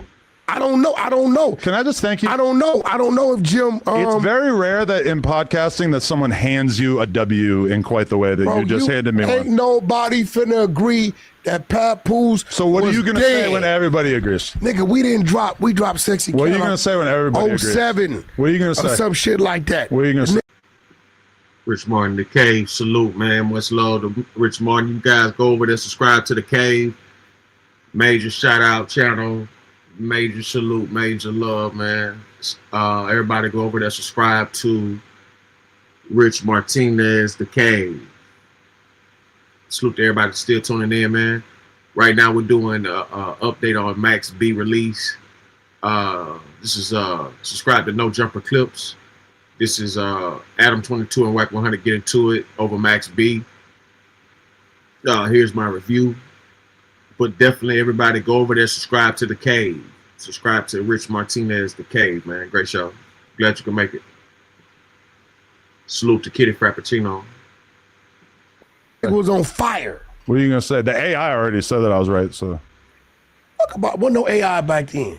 no, the AI I just asked. But fuck about what you and your AI. That shit in the nigga. I'm talking about what I really was living, what I really saw. Like nigga, we was like, hey bro, look. I apologize this for what new they're shit- about to do to you in the Hey, look, comments. this new shit. Because you have no This shit fucking is clue what new you're to talking you. about. No. Niggas like me been living this This shit is a new to long you. time. New York hip hop is new to you. You're dumb as You know a goddamn thing about New York rap. No. Nigga, I can call niggas for everybody from Eric B, nigga, up to Funk Master Flex and everything in between. Nigga, you don't know shit. So for the about record, nothing. Papoose was hotter than Max B in 2008. This is his argument. No, what I'm telling you is Papoose was not dead in fucking 08. And why didn't his album come out till 2013? That don't mean you're dead, nigga. You don't think the label The would have put his homie, album out if he had a hot song? what's the homie? If the from, label felt like they could make money wait. off it, why wouldn't they have put the album out? What's the homie from Athens Park? I forget his name. RJ. RJ, right? Which look, there's another example of me knowing more than you No, about, hold on. about hip hop. What do you mean about hip hop? I'm talking about a homie. Nigga, you just I a know white more boy. about blood rappers than you. Listen, they only f with you because you got a platform. They don't f with you because you know real motherfuckers. Talking about if they f with They him. We're only talking they about don't knowledge. f with you because you know real motherfuckers. So to you, RJ is like some guy from No. some neighborhood. No, not at all. But right? you didn't even know his name. What I'm saying is, RJ's another guy where somebody could say, well, he didn't drop an album, he didn't do this, and he didn't drop an album till then. But RJ has always remained to be hot in our streets. Always. Right? Has he crossed over and going mainstream? No. Right? He didn't have some shit happen in his earlier years, whatever. But can't nobody ever say that RJ was dead in the water. He's always remained to be hot and has some type of presence going on. Back then, Pap ass was on fire. And I showed you, Remy didn't go to jail till 08. Right? Remy Papoose was huge in 2003, 2004. By 2008, the steam had worn off. As you know, a lot could change over a few years like that. And Max B was absolutely much bigger at that time. Well, he didn't make it out here. Well, at least you seem to be acknowledging. And just so you know, I was bi-coastal. I'm not these little dudes y'all got it. You got, 99% of these people outside of Lush maybe, right? These niggas is hamsters. They ain't never been nowhere. They wasn't around. They wasn't around back then. They can't have these conversations. Mm-hmm. You can't have some of these conversations with me. Then why am I right? Because you were a fucking fan. Yeah, and that's why I know so much more about this than you. Listen, I was dealing with these people personally. But that doesn't make you an expert in the actual music. Hey, bro, there's so much shit went on that you niggas have no idea. It's crazy. But I'm going to let you run your play. That was Top Dog from TDE. He got one of probably the and you biggest. didn't keep him on the line long enough to actually ask him the question. That's my G. Nor would he even probably really know the answer. He did know the answer. He told you. The Max B versus Papoose conversation in 2008 we didn't ask him about that. I wouldn't really expect him to. I wouldn't ask him about care that or no. But you were saying who I was and what in New York. No, you could have been around. You're just wrong about the calendar. You didn't I was. exist. I actually was. You was non-existent. I lived there that entire time. You were non-existent, though. No, but I lived there. You were non-existent. Buying the mixtapes as they came out, whereas you just kind of like heard about these rappers. I sat there and watched my brother get hit with the first lawsuit. You never listened to mixtapes. You never listened to these guys. What are you talking about, bro? Nigga, you can't even name 5 Papoose songs. I can name 5 Papoose mixtapes and 100 songs. Do it. But there's no need for me to do it because you a white boy that's asking a stupid ass question. Okay, Wack. You're gonna have to hold the L. L's up for my hitters. Hey, bro. R.I.P. Wack in the chat. The Top Dog call killed you. No, it didn't. You wasn't. Nobody was. Top Dog to tell you. You hung up immediately. Wack handed me because I'm not finna keep a man of that statue that is my G homie on that line. You could have asked him one question. I'm not. Nah. But as specified, he probably there's no jumper, my nigga. That ain't worthy of Top Dog. Out of here, bro. That's just my homeboy. He picked the phone up. Mm-hmm. You know what I'm saying? So what I'm saying is, you wasn't around. No, I was way more than you. Hello, it's your favorite sports thunk here. Don't forget to hit.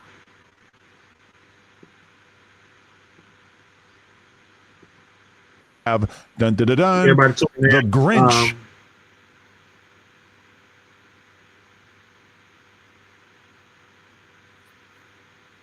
That was some Max B talk right there. We're gonna get into we'll get into Big U. Big U's son was murdered coming out of a dispensary.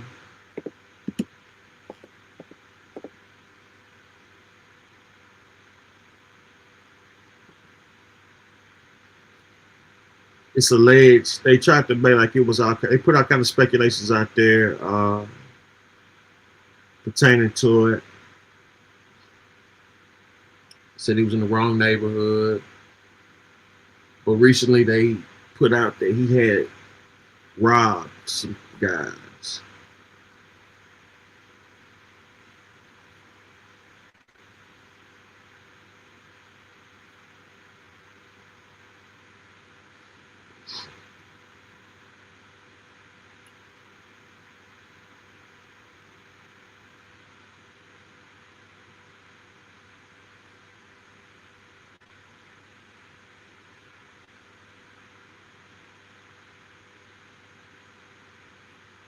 So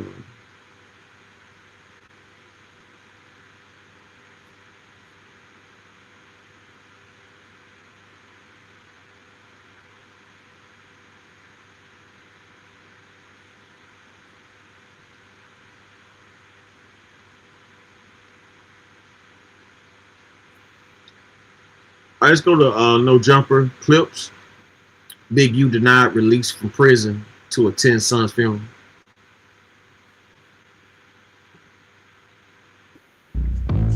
I had one nigga tell me, "You the reason why Big U can't go to his son's funeral." These niggas, and he wore the whole thing. They could have freaky motherfucker off in the day room. Ain't got nothing to do with it. I mean, he gotta know that they notice him on the phone. Wait, what? The nigga did what in the day room? Yeah. And he was having phone sex.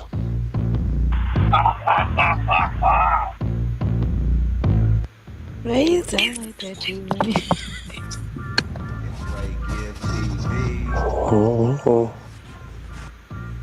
Boy, that nigga a sniper, man. Nigga crazy. You gotta get his ass about it. And now, you know the cold part about it? Now that they didn't exposed it, they gonna shut him down now. They probably gonna kill his phone privileges now. Yeah, I wouldn't doubt it. Using somebody else's pen or something. Yeah, they telling him, man, like, you got somebody punching in their code, calling your people, then you telling your people how to make three-way calls using an encrypted app. You talking to codees and you talking to people that have informed again on you, telling them they gotta pay if they want to take a plea deal or for telling on you. And you having phone sex with your girlfriend, so now his wife is really getting, it's about the third time she done got slapped in the face. He need to go say his old ass somewhere, man. They got the nigga talking to that turned on him and saying, He got this he talking nigga. to, and I already know which one it is. He talking to, he's calling that then told on him, one of the informants. And they saying he's got his paperwork. So he was able to identify who's who and start calling them. And he got one of the niggas he's informant on him, making the three-way calls for him to other people. That's crazy. Yo. They might keep it on just to keep recording because he's a dummy.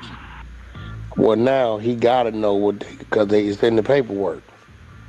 He's still a dummy. And they use the denial to, ain't no way. It's like, and now he reading what they on him about. Ain't no way you keep doing that.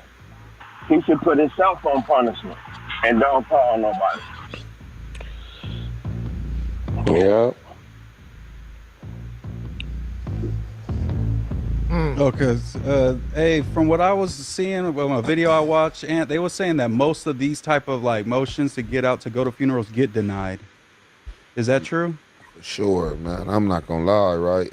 So when that first came on the internet that he was going to his son's funeral, you know what I'm saying? Somebody, you know what I'm saying, from out their community had dropped it on their channel, and he had dropped the paperwork, and they made it seem like it was set in stone. So I'm guessing that was just a motion. Like if it did get granted that this will be. All right, so as you heard right there, that was Big Wack 100 speaking on Big U, saying Big U was caught up in some phone sex calls and setting up, you know, other phone calls through other inmates using their accounts. He goes into detail on, you know, several instances of, you know, him being crossed while he's on the inside. So I don't know if they using that to, I don't know if they're using that as an excuse to hit the, you know, cancellation on the son funeral button. I didn't even know you could go to a funeral in jail. I thought that was only in prison you might get access. I didn't know about the jail, but you know, I didn't even think that was possible. But that must be a new law or something going on or whatever. I don't know. Might have to do some research into that. But it gets deeper. Let's get back to it. Subscribe to No Jumper Clips. Big U denied release from prison to attend his son's funeral. Be the criteria. So, which if it did get granted, he would have to like basically pay to go to the funeral, and he would have to pay hourly. U.S. Marshals and all that. They would have to be the transportation. You know, they're gonna be like right on you. Like it ain't really too much you can do. But as big as his case was, though, look, bro. I said it, and I just didn't want to. I know I didn't say it, but what I was thinking, like I reacted to this. So, my daddy died when I was in the feds, 5 months before I got out. I went through the same thing. I already had been down. My sentence was over with, basically. I could have went, and I was trying to pay to go to my dad's funeral. You feel me? As big as his case, my case was bigger than his, but his case is big. As big as his case is, I couldn't see it. I just, didn't want to speak it because, it's his son. And, of course, I want to see him go to his son's funeral like I wanted to go to my father's. But the feds, they don't play no games. And when you in these situations and they got you like that, they not showing no solace. They don't care what you going through. This is like the clamp down on you. Like, we don't care. Like, we trying to squeeze you. You're in trouble. Yeah. Like, for sure. Is any other like YouTubers like reporting the stuff that Wack's saying? Because he's saying they got him doing the phone sex on the phone. That's why they're not letting him. They saying he doing all that. Because I didn't see none of that from anybody else. I mean, Wack a exposer. So, you feel me? Like I said yesterday, I'm a reactor. You feel me? Like I'm just seeing this. I don't know. I'm pretty sure some other channels probably ain't ran the content, but Wack be having different content. Like he's an exposer, so he's gonna have different content that other content creators ain't gonna have. Would you get in trouble for something like that? Like get in trouble for what? Just having phone sex? Like what? Why is that a violation? I mean, if the jail want to trip and push the line, but like unless you just got like a up the ass tight, like a tight ass person that's just in listening to your phone, because all your phones are recorded, and sometimes it might be a live operator listening in on certain people's phone, just depending. And sometimes your phone can be randomly picked.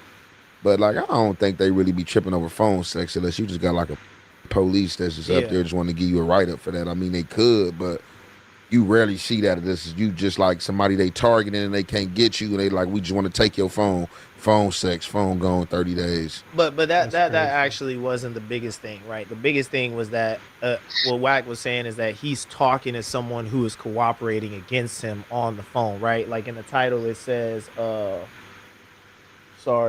Floss has to pay Big U to rat or something like that. So I guess what they're alleging is that he was on the phone with someone who is cooperating against him and making him do the 3 ways to connect to other parties. Wrong move. You shouldn't do that, right? Like once somebody is on paperwork against you, you have to have zero communication. Yeah, with definitely. them. You on a recorded call, even you trying to like 3-way. Like, man, look, they listening in. When you on a high profile case like this, every phone call you got, they're gonna have. They're listening in on every phone call. They're trying to get you for secret messages, stuff they might think you trying to get out on the under. Like they listening there. He gotta know he's under scrutiny. I know this is first time in the feds and all that, but he gotta know he's under he's under the microscope for sure. Yeah, that's a tough one. I don't know. I feel like a lot of stuff like this don't be making any sense to me. Like if you're on paperwork against somebody, why would you pick up the phone when they call you? You know what I'm saying? There's no way that I would do that, especially with the rules that of engagement in the streets and stuff like that. You're probably not even worried about the person behind the bars, but the people around you that could get to you. But hey, man, this is a foreign world to me, But like morally, and you feel like people should be able to get out like that and go out because people. I mean, why not? Regardless. Well, the feds are gonna say you committed all these crimes. That's why you should have been thinking about your family. That's what they're gonna say. That's like for me. That's what I'm saying. We had this argument. It's gonna be shit politically on a political level. A lot of is done wrong. Y'all don't follow the rules in y'all investigations. Y'all entrap people. Y'all do all type of shit. So it's like, I mean, whatever law y'all set in place that's been crossed that y'all feel that somebody violated, somebody kid and died. Somebody father died. I feel like if you got the money to pay and you paying for it and you paying for the marshals, like of course you should be able. And it ain't like I'm saying I'm going I'm asking you to let me go home. You know Yeah, what I mean? I'm just he asking you just to go let me. he just in MDCLA. It ain't like they got him tucked off in hella far like away got or him tucked off in what's the little spot?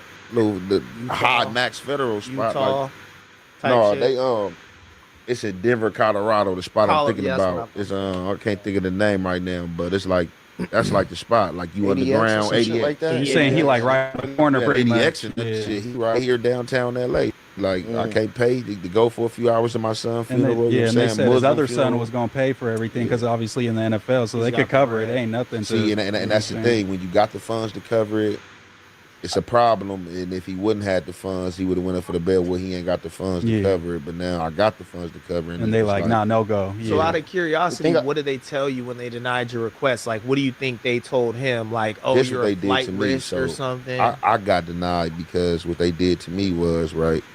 My dad had died November 8th. The next day, November 9th, I was in the hole. All right, so if you listening, man, this goes to show you how treacherous it can be when you're incarcerated and a loved one passes away. The games and the level, the extent that they'll do some good, mostly bad. Like I said, I've never heard of nobody in county getting released to go to a funeral. I have heard, stories, and I've seen, things of people who been released for funerals that was in prison, whether it be fed or in state, But this, on the other hand, is a whole different request. I honestly feel like he should have been granted to see his child if he was able to accommodate whatever needs they needed. You are innocent till proven guilty, regardless of, whatever the crime may be. So to hold him, to hold him in like that, that's that's kind of a low blow. I just feel like they could have had some type of leniency on that. It's enough security, for them to be able to accommodate whatever needs for a man to see his dead son and go back to jail. But we all know the law can be assholes. And shout out to everybody tuning in. Richard Martinez, the K, Ming salute.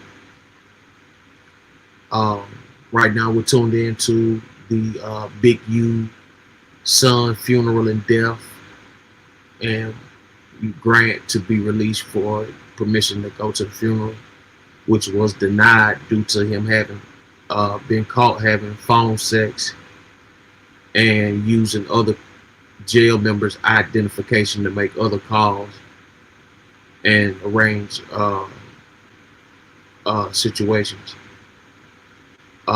Big U's son was shot, gunned down, leaving a dispensary. Some said he was in the pimp game and got caught up in that. Some said that he was in the wrong neighborhood, beefing. Some said it was payback for Nipsey. Just recently, it was stated that he had robbed someone, and it was retaliation for the robbery. But let's get back to it. This is Young and Hefe breaking it down. What happened with him on his situation when he was in the feds and his father passed. I was like, so they came. I found out my pops was dead. So off the back, they called me down to the chaplain. Chaplain called me down there. I already know my pops was dying, so they like, hey, your pops died. We'll tell him what's going on. I'm like, all right. So I'm like, off the back, asking them like, how do I go about going to the funeral? So the chaplain breaking everything down to me, give me the paperwork. I do the paper. I'm doing some paperwork right there. Be like, all right, I got to set everything in motion. We got to figure out what day the funeral gonna be. From there, I go back to the unit. That next day, I was in the hole. Like, people came, blitzed my cell, took me to the hole, asked what I'm going to the hole for. They said under investigation for a threat assessment. Like, a threat assessment on who? They couldn't tell me. Then a threat assessment turned in to me trying to get drugs into a jailhouse facility. So it was just a whole bunch of BS. So I didn't even get to end up going because I was in the hole. So I don't know if I was gonna go or not, but I think I could have made it because, like I said, I was 5 months to the door anyway. Okay. So the closer you are to the end, the more likely. Yeah, so as soon as I beat them in the hole and beat my write-ups, like a week later, I went to the house. And I seen they also said like, oh, you can't go Big U, but we'll offer you an alternative, and you could like have a Zoom call and view the body and stuff like that. I heard that the Fed supposedly offered that as an alternative in like the paperwork or whatever. But that is that just like some, you know what I'm saying, to like suffice. I mean, it ain't like it ain't like but no. It's at least something. You know what I'm saying? It ain't like no. You can see, you can visually see, but that's already technology the Feds already got. You in there, you got tablets. MP3 music, like all type of stuff. So it's just like, you know, I mean, anything is better than nothing. You know, you can view it, you know, at the end of the day. So, but I mean, like I said, if you got the funds to pay, you should be able to go. Pay the U.S. Marshals, you know, right here in LA, you in LA, shouldn't even be no reason. They ain't even got to travel nowhere. Probably just wrap this up in about 2 hours, 2-3 hours type thing. Look, you know, it ain't no, we ain't gonna let you go to the repast, but we're gonna let you go to the funeral, burying, you know what I'm saying, to the cemetery, then we gotta transport you back. Because I know let they them be on people. My fault, bro. Let them people see their peoples, man. Simple as that. Like at the end of the day, I really can't see any reason why. It's specifically like what Ant keep keying on too is just like if you got the funds to make this happen, there honestly should be no reason why, unless you are like one of the top violent, most like escaped criminals. Then I get it. Y'all like, all right, we can't grant this dude that. You know what I mean? He gonna run. You know what I mean? But like, if that's not necessarily your case, even if you got a bad, you know what I mean, charge or whatever the case may be, like, bro, this is the last time I'm gonna ever be able to see whoever it may be. You know what I mean? Like, I'm gonna pay for y'all to make sure that, you know what I mean? Like, I'm not gonna do nothing here. You know what I mean? Like, we not going, if anywhere, it's not gonna be here. You know what I'm saying? So let them people see their people, man. That to me is kind of stupid. I don't get it. Y'all willing to let them see it on the internet, but y'all not willing to do it in person. And this dude it ain't like this dude got a record of running and I mean like he turned himself in, but you know what they're gonna try to make it do, like just how when they locked him up, see they trying to make it out like, you know, he's the leader of the 60s and you know, they're gonna come with the element, oh, this is a large criminal street gang and he got control, so if we let him out, it could be a potential that he put us in danger with them. That's how they're gonna try to play it. That's what I was gonna say. Exactly. Is like they try to act like this is like a movie, like you feel me, like he's gonna have like the whole hood pull up and aid and abet him and escaping and people might die and all Mission this Impossible. Underground tunnel, you know what I'm saying? Like they're gonna have all this shit set up or whatever, but in reality it's like, you know, whatever allegations is on him, like, bro has been a public figure for years. His son is in the NFL. You feel me? He's a public figure. He's not about to probably let some go on under his watch and under his name and all that. You know, the NFL is highlighting him for the death of his brother. They are showing respect to him and his people. So it's like, I don't know. I just feel like, you know, they overwhooping, bro. They overwhooping. Like, and it's like, it's to me, it really like, that's probably in the back of their mind. Bro, a leader of the 60s, whatever, you know what I mean? He might have a situation where it might be overwhelming for us. But I think really what it is just like a clout move, like, nah, that. Like, you and the feds, like, we don't give a damn about nothing that's going on with your situation. Because there was like a murder involved. There was a murder that occurred and somebody else can't go to or somebody else can't now see their son. But I can see that point. If I'm that person's family that you imprisoned for supposedly, allegedly killing my family member, I would say, don't let him out to see his kid at the funeral because they're the obvious, you know, but upset. It's the prosecutor who's like, yeah, but like you said like if they got a bunch of crazy charges, like Ant said, that is how they talking about him. Like he the leader, you know what I'm saying? He was orchestrating all these crimes going on. So it's like that is how they treat him. That ain't shit. Y'all been seeing the content. It ain't what Ant said. This with YouTube. The news. Like I said, I just react to what they saying. I ain't said nothing because I don't know that to be true. Like for me, that's what ain't the feds nobody no leader in no gangs. Like it's too many people to be in a gang. Like you know what I mean? It's too many people in gangs to just key in on one person and say lead and all this. You know what I'm saying? But like I even seen on my case, I ain't gonna lie. Not even talking about his situation because, like I said, I'm not too involved in his situation. Just talking about my situation. I was on a 62-man indictment, and when the feds got you and they got your phone tapped, you your own worst enemy because you put yourself under enemy lines because you be saying all type of stuff and you might hype some stuff up, popping it on the phone, and this stuff will leave you with a CCE charge or something. I seen a lot of my co-defendants mad. I'm like, bro, shit, your phone was tapped, you was popping. Talking it.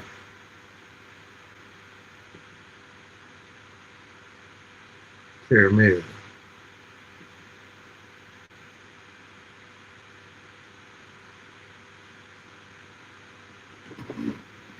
Yeah, so as y'all can hear and see, big youth situation, you know, it's getting worse and worse. You know, being incarcerated, you go through the most. Losing a loved one and can't see him, that definitely hurts.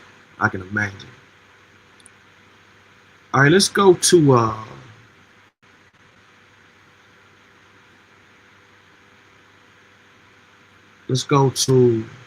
Fox News. Community outrages young son beaten by mob of kids. Viewer discretion is advised. Viewer discretion is advised. Graphic content.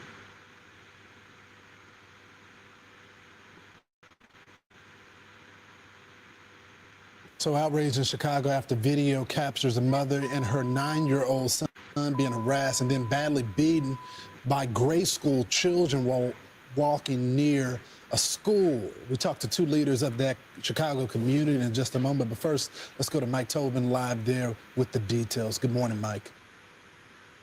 Good morning. Parents and frankly, people all over Chicago are now kind of horrified and outraged at this video that's not going viral. It has gone viral, of a mother and a 9-year-old son who were mobbed and beaten by a group of school-age bullies. Now, the video is a bit brutal, so be ready for that, but it shows this mother and the aggressiveness of the kids increasing as Korshwanda Hatter tries to protect her son. Finally, this mob of youngsters started to strike Korshwanda and her 9-year-old son. They were both knocked to the ground, and the beating continued.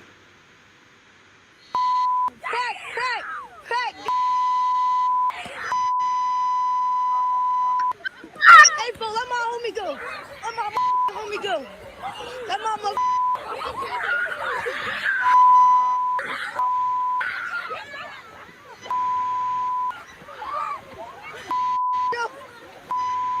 She says her son had been bullied at.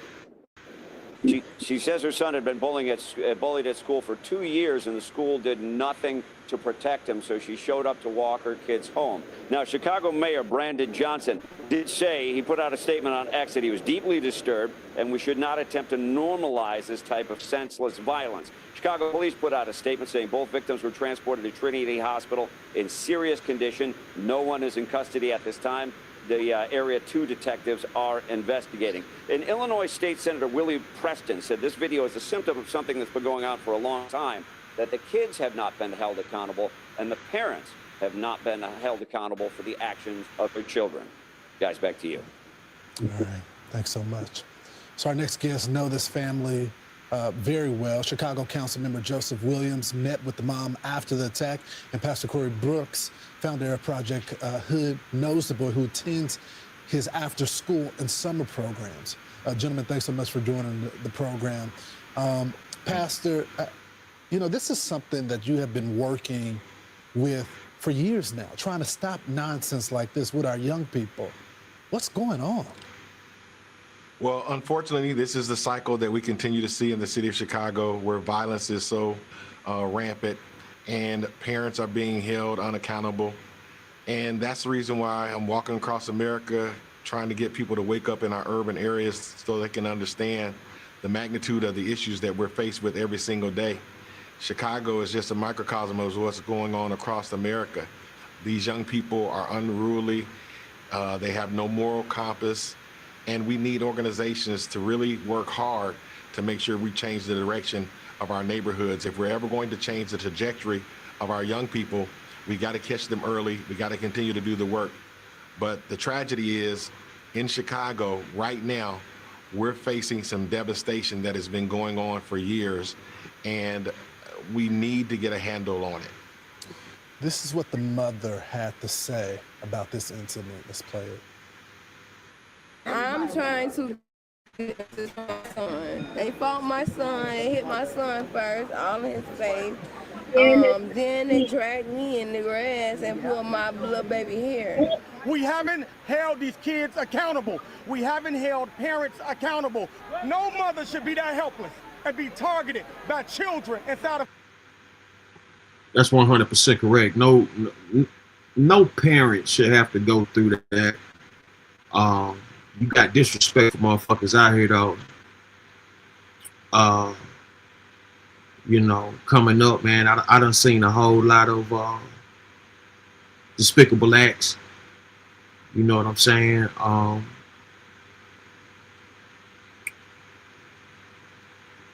People do things, you know what I mean, to get back at you when they can't get to you, or they know they can't beat you up, or whatever they'll, you know, sabotage things and all that kind of stuff. Or people that you care about. In this situation, in case in time, these kids jumped on the parent along with the children. And that's where the line gets crossed at. It should be enough respect out there to where you, as a child, should not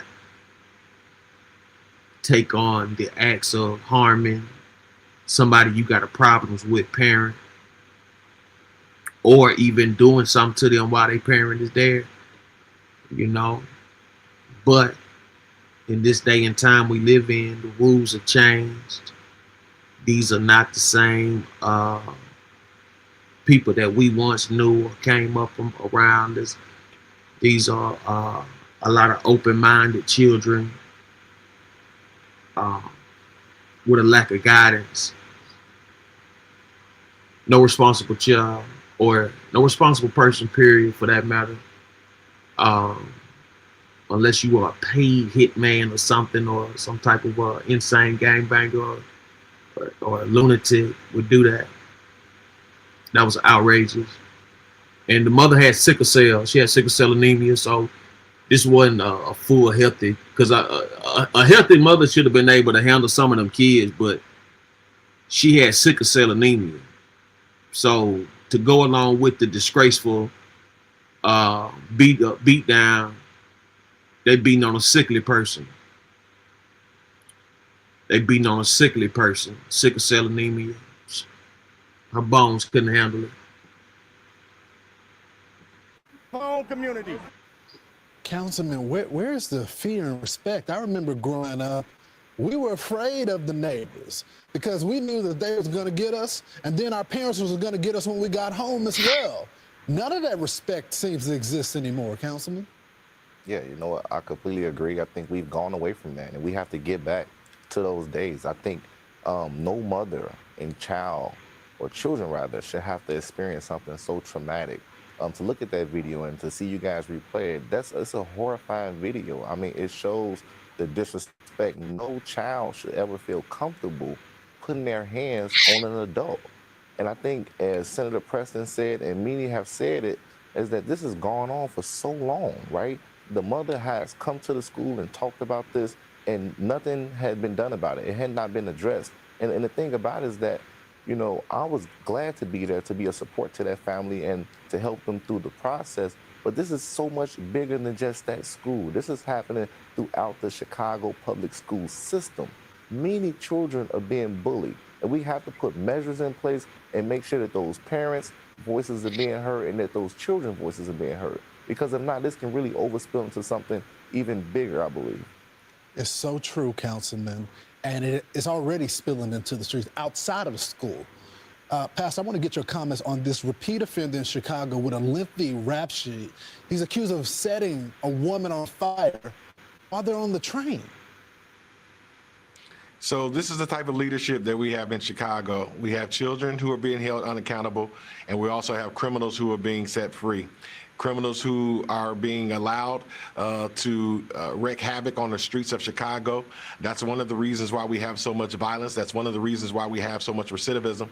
That's one of the reasons why we are experiencing the type of atmosphere of violence that we have in Chicago.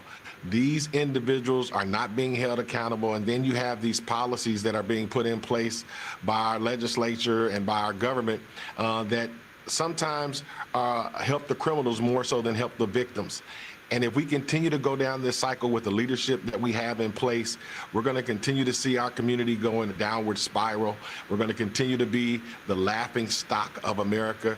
We're going to be it may look like we're one of the best cities or voted one of the best cities externally, but internally we all know the serious issues that we have inside of Chicago, and it all falls and rises on leadership.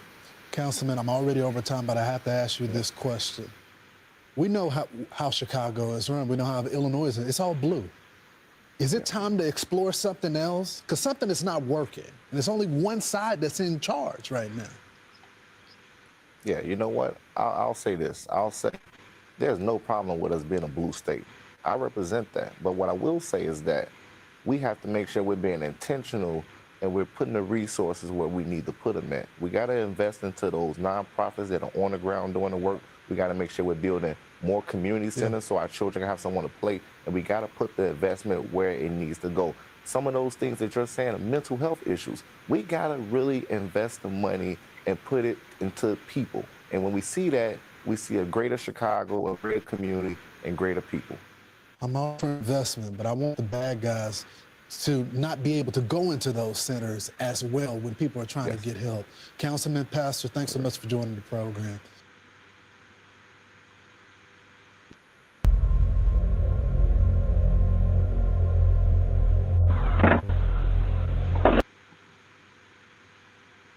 Yeah, so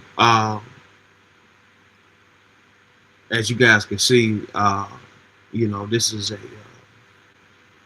it's a horrible thing that happened.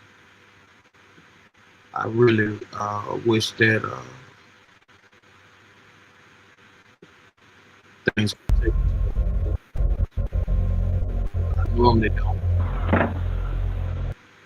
I normally don't get involved or really have like feelings for too much, but things like that we just can't have as a society. Understand somebody who's done nothing to you. Understand this is a parent, pregnant, I believe.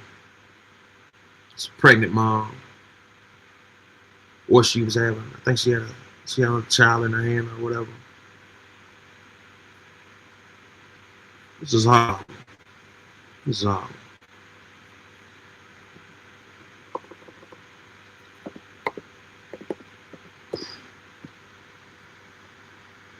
See if we can get the full footage.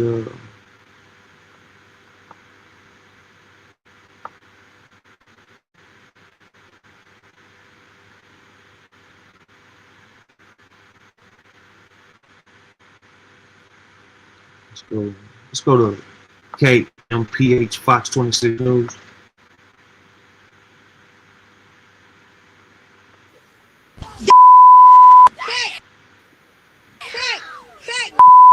It's hard to watch. Viewer discretion is advised. Viewer discretion is advised. Let's go to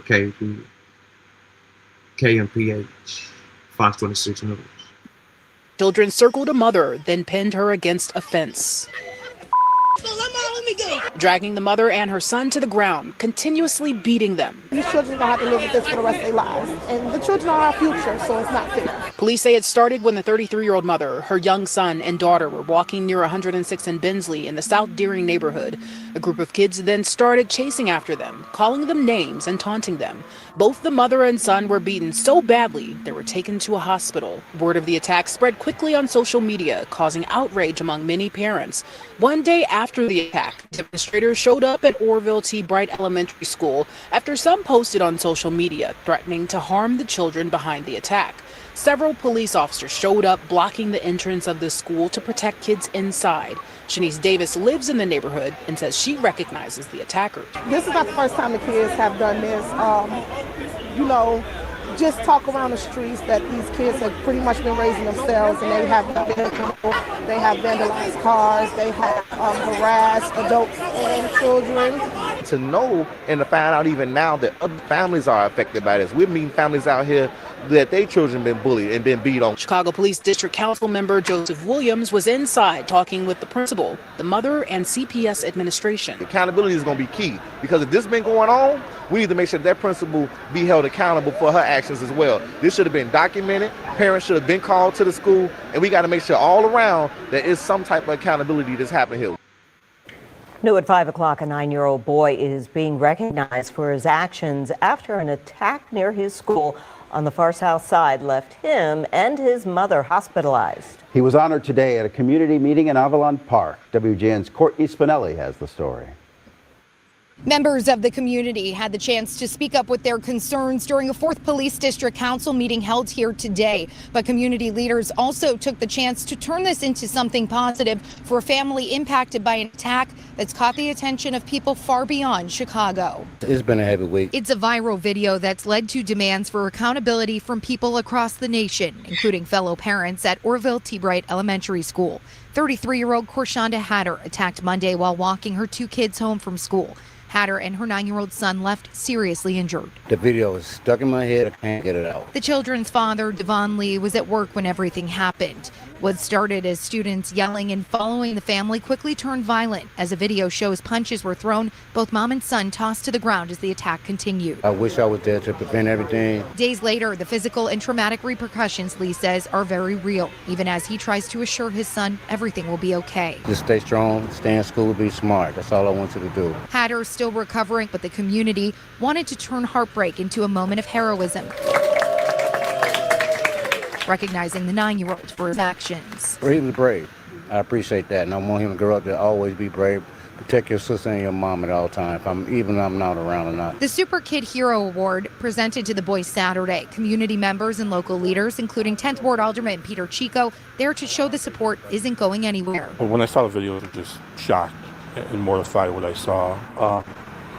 And then to learn it was in my ward was definitely a difficult pill for me to swallow. Community leaders say they're working to ensure restorative justice comes from this for all involved. Despite promises from the mayor's office to hold the students involved accountable, it's not clear what disciplinary or legal action the kids could face or are already facing. The family says they sounded the alarm on bullying at the school for about 2 years before it hit this point. I think that the parents should be held accountable for even trying to hit an adult. You know, you have no right to touch a grown woman that's old enough to be your mother, you know, and she's sick.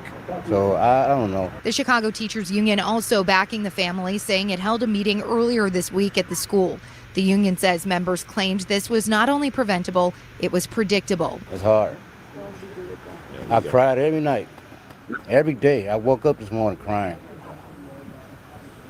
I just want justice. That's it. That's the main thing. Justice for all the other victims too, so nobody needs to be bullied. Family says they are so thankful for the support they've received from all over as they work to navigate next steps. They say they are going to continue to raise their voice to advocate for change. In the Avalon Park neighborhood, I'm Courtney Spinelli, WGN News. Only on CBS. As you guys can see, people are starting to rally up and fight back against bullying and things of that nature, which I doubt they will be able to completely eradicate. But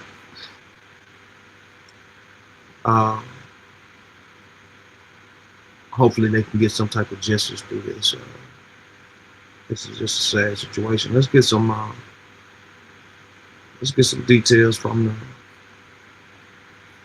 the mom. See if I can find some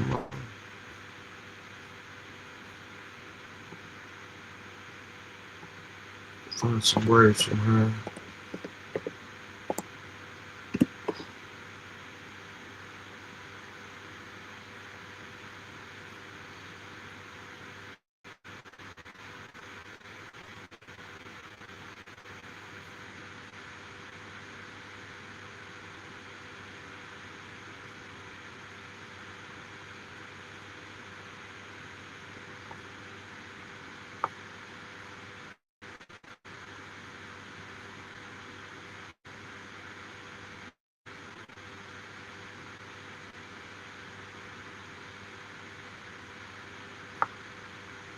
Let's see.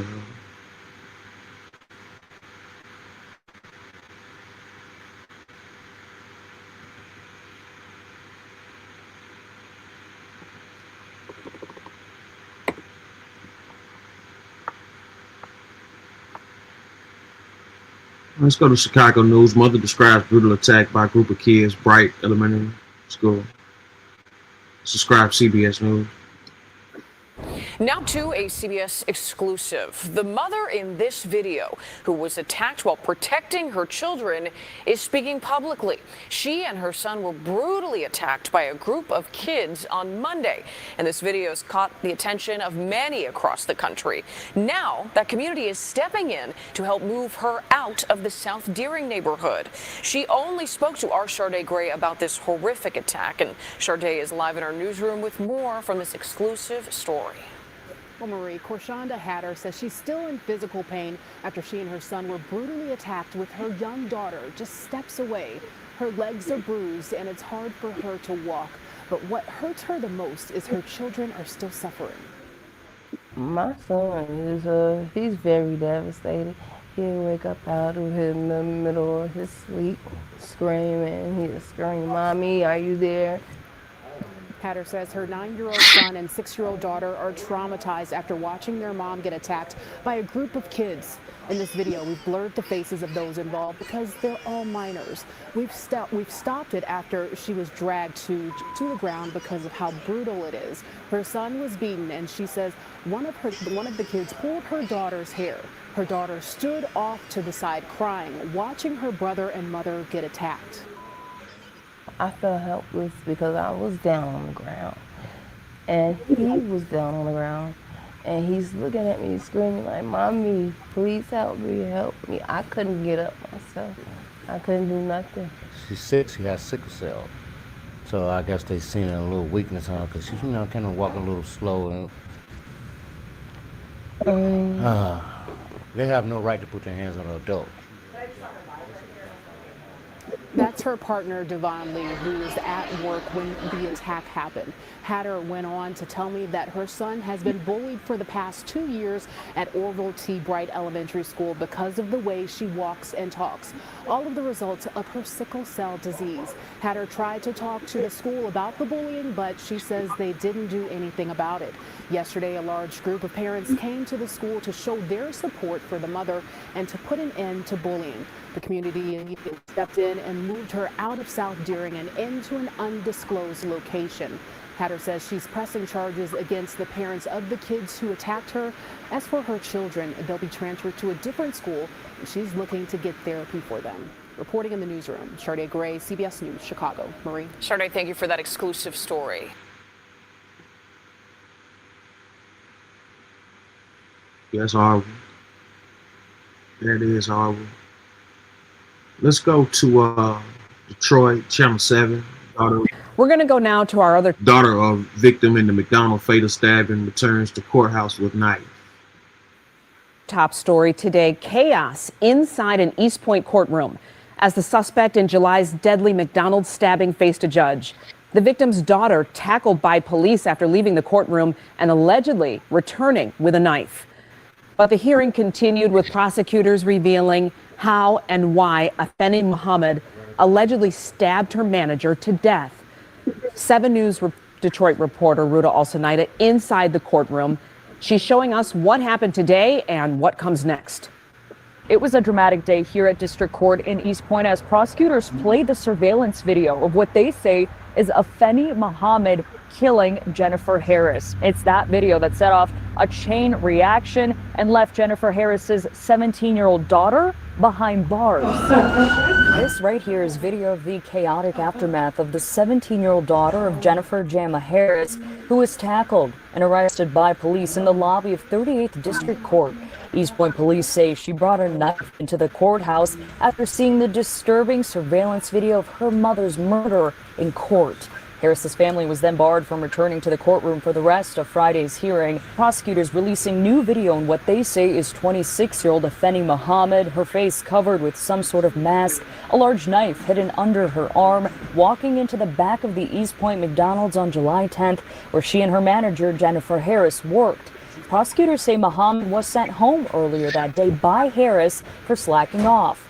She later returned, allegedly stabbing Harris at least 13 times. Even though Jennifer Harris had collapsed on her back, bleeding, the defendant intended to finish the job on the ground. You can see in this interrogation video where Muhammad shows investigators exactly how she stabbed the victim, saying she felt no remorse because Harris constantly, quote, bullied her at work. I feel better. Prosecutors say the only reason the attack stopped is because Good Samaritan Devontae Pace, who was in the drive-thru and saw everything, fired a warning shot towards the attacker. I guess it would be a warning shot because she didn't get hit, but it definitely was towards her, and I didn't mind shooting her, so I was shooting at her. Judge Kathleen Galen finding enough probable cause to order Muhammad to stand trial, so she will be back in court December 2nd.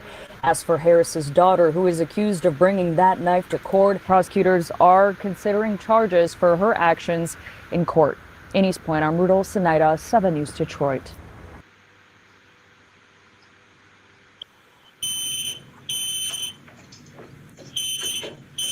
Okay, so we're gonna go. Let's shed some light on this story here.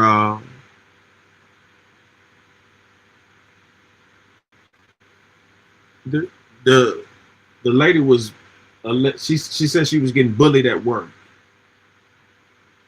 by the McDonald's worker.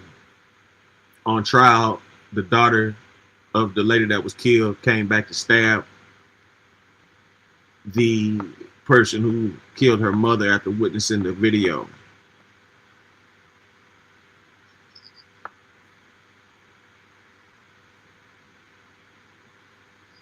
Which the lady claims that she was bullied.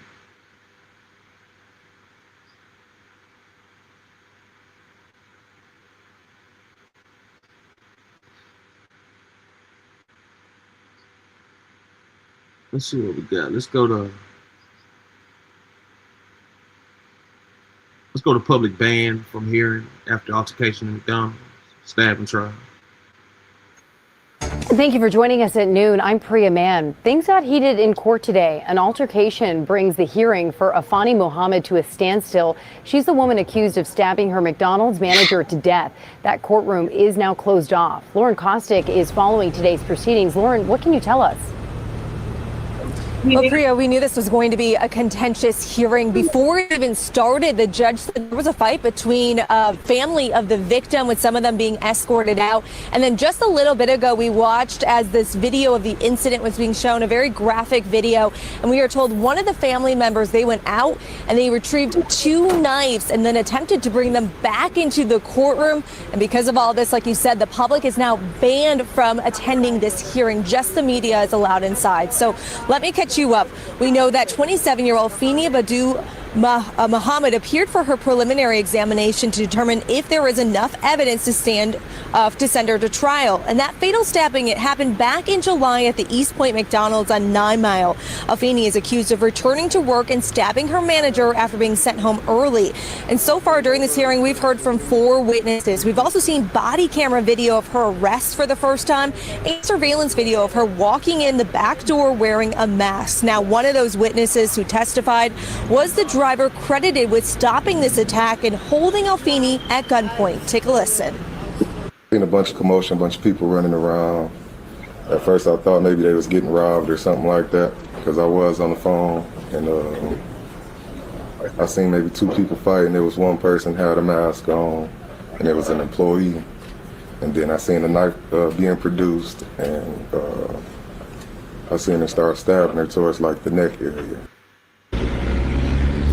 And again, this hearing, it is still ongoing. We're expecting one more witness to testify. But again, the public is not allowed inside. The family of the victims not allowed inside because of everything that happened. We'll let you know what the judge decides on this. And also, if there's any more disturbances, over on clickondetroit.com. Reporting live, Lauren Kostick, Local 4. We know you'll stay on top of this story. Lauren, thank you.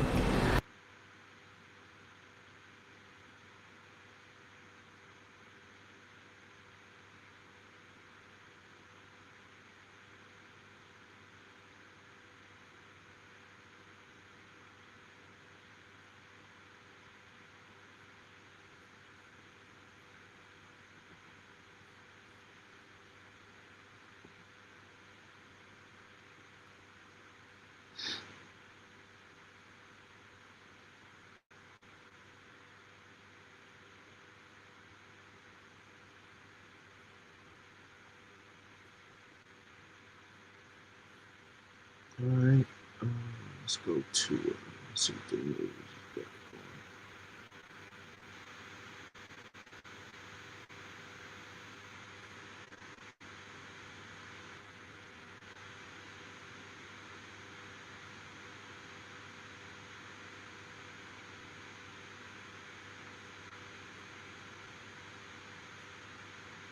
Let's go to father of Jacksonville rapper Queso involved in 2020 murder address courtroom during sentencing.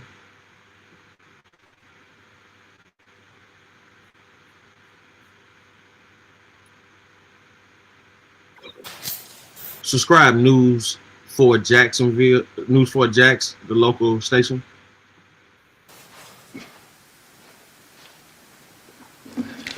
Good morning.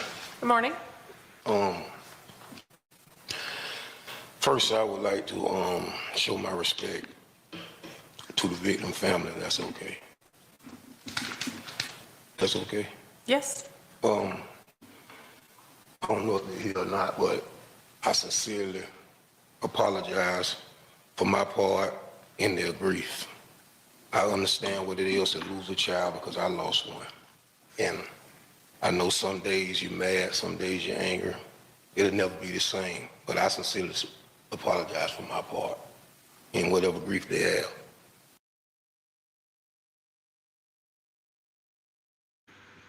And this is he testified against his son, which is doing life in prison. He was granted time served. I believe he was in there for about 4.5 years or so, waiting on this trial. Salute to everybody that came through and stepped up tonight, man. Glad that y'all could make it top of the morning, man. Hope you guys have a blessed day. Happy holidays to all. We probably have another show later on today. Stay tuned. Sorry for the wait for my viewers, man. Everybody tuning in and it's been tuning in, missing me. Sorry for the wait, man. A lot been happening. We'll get back in rotation. Earlier we had a show, Caramel for the Win. I heard it was some responses back to that. You know, like I said, you know, I got the phone call. You know what I'm saying? If it wasn't an issue, she wouldn't have me do the show. So for those, you know what I'm saying, you know, I ain't got a motherfucking thing to do with it. But, you know, it is what it is. You know, somebody need to hit me back and let me know what's happening. And, you know, we'll go from there with that. But other than that, man, subscribe to Rich Martinez, The Cave. You know what I'm saying? One of the best shows going down. Miss Team, subscribe to Miss Team, subscribe to me. You know, Kitty Frappuccino, Subscribeto the Runner Television, man. Son Tyree, subscribe to everybody that came through. You know what I'm saying? For this live. Frank White, salute. You did.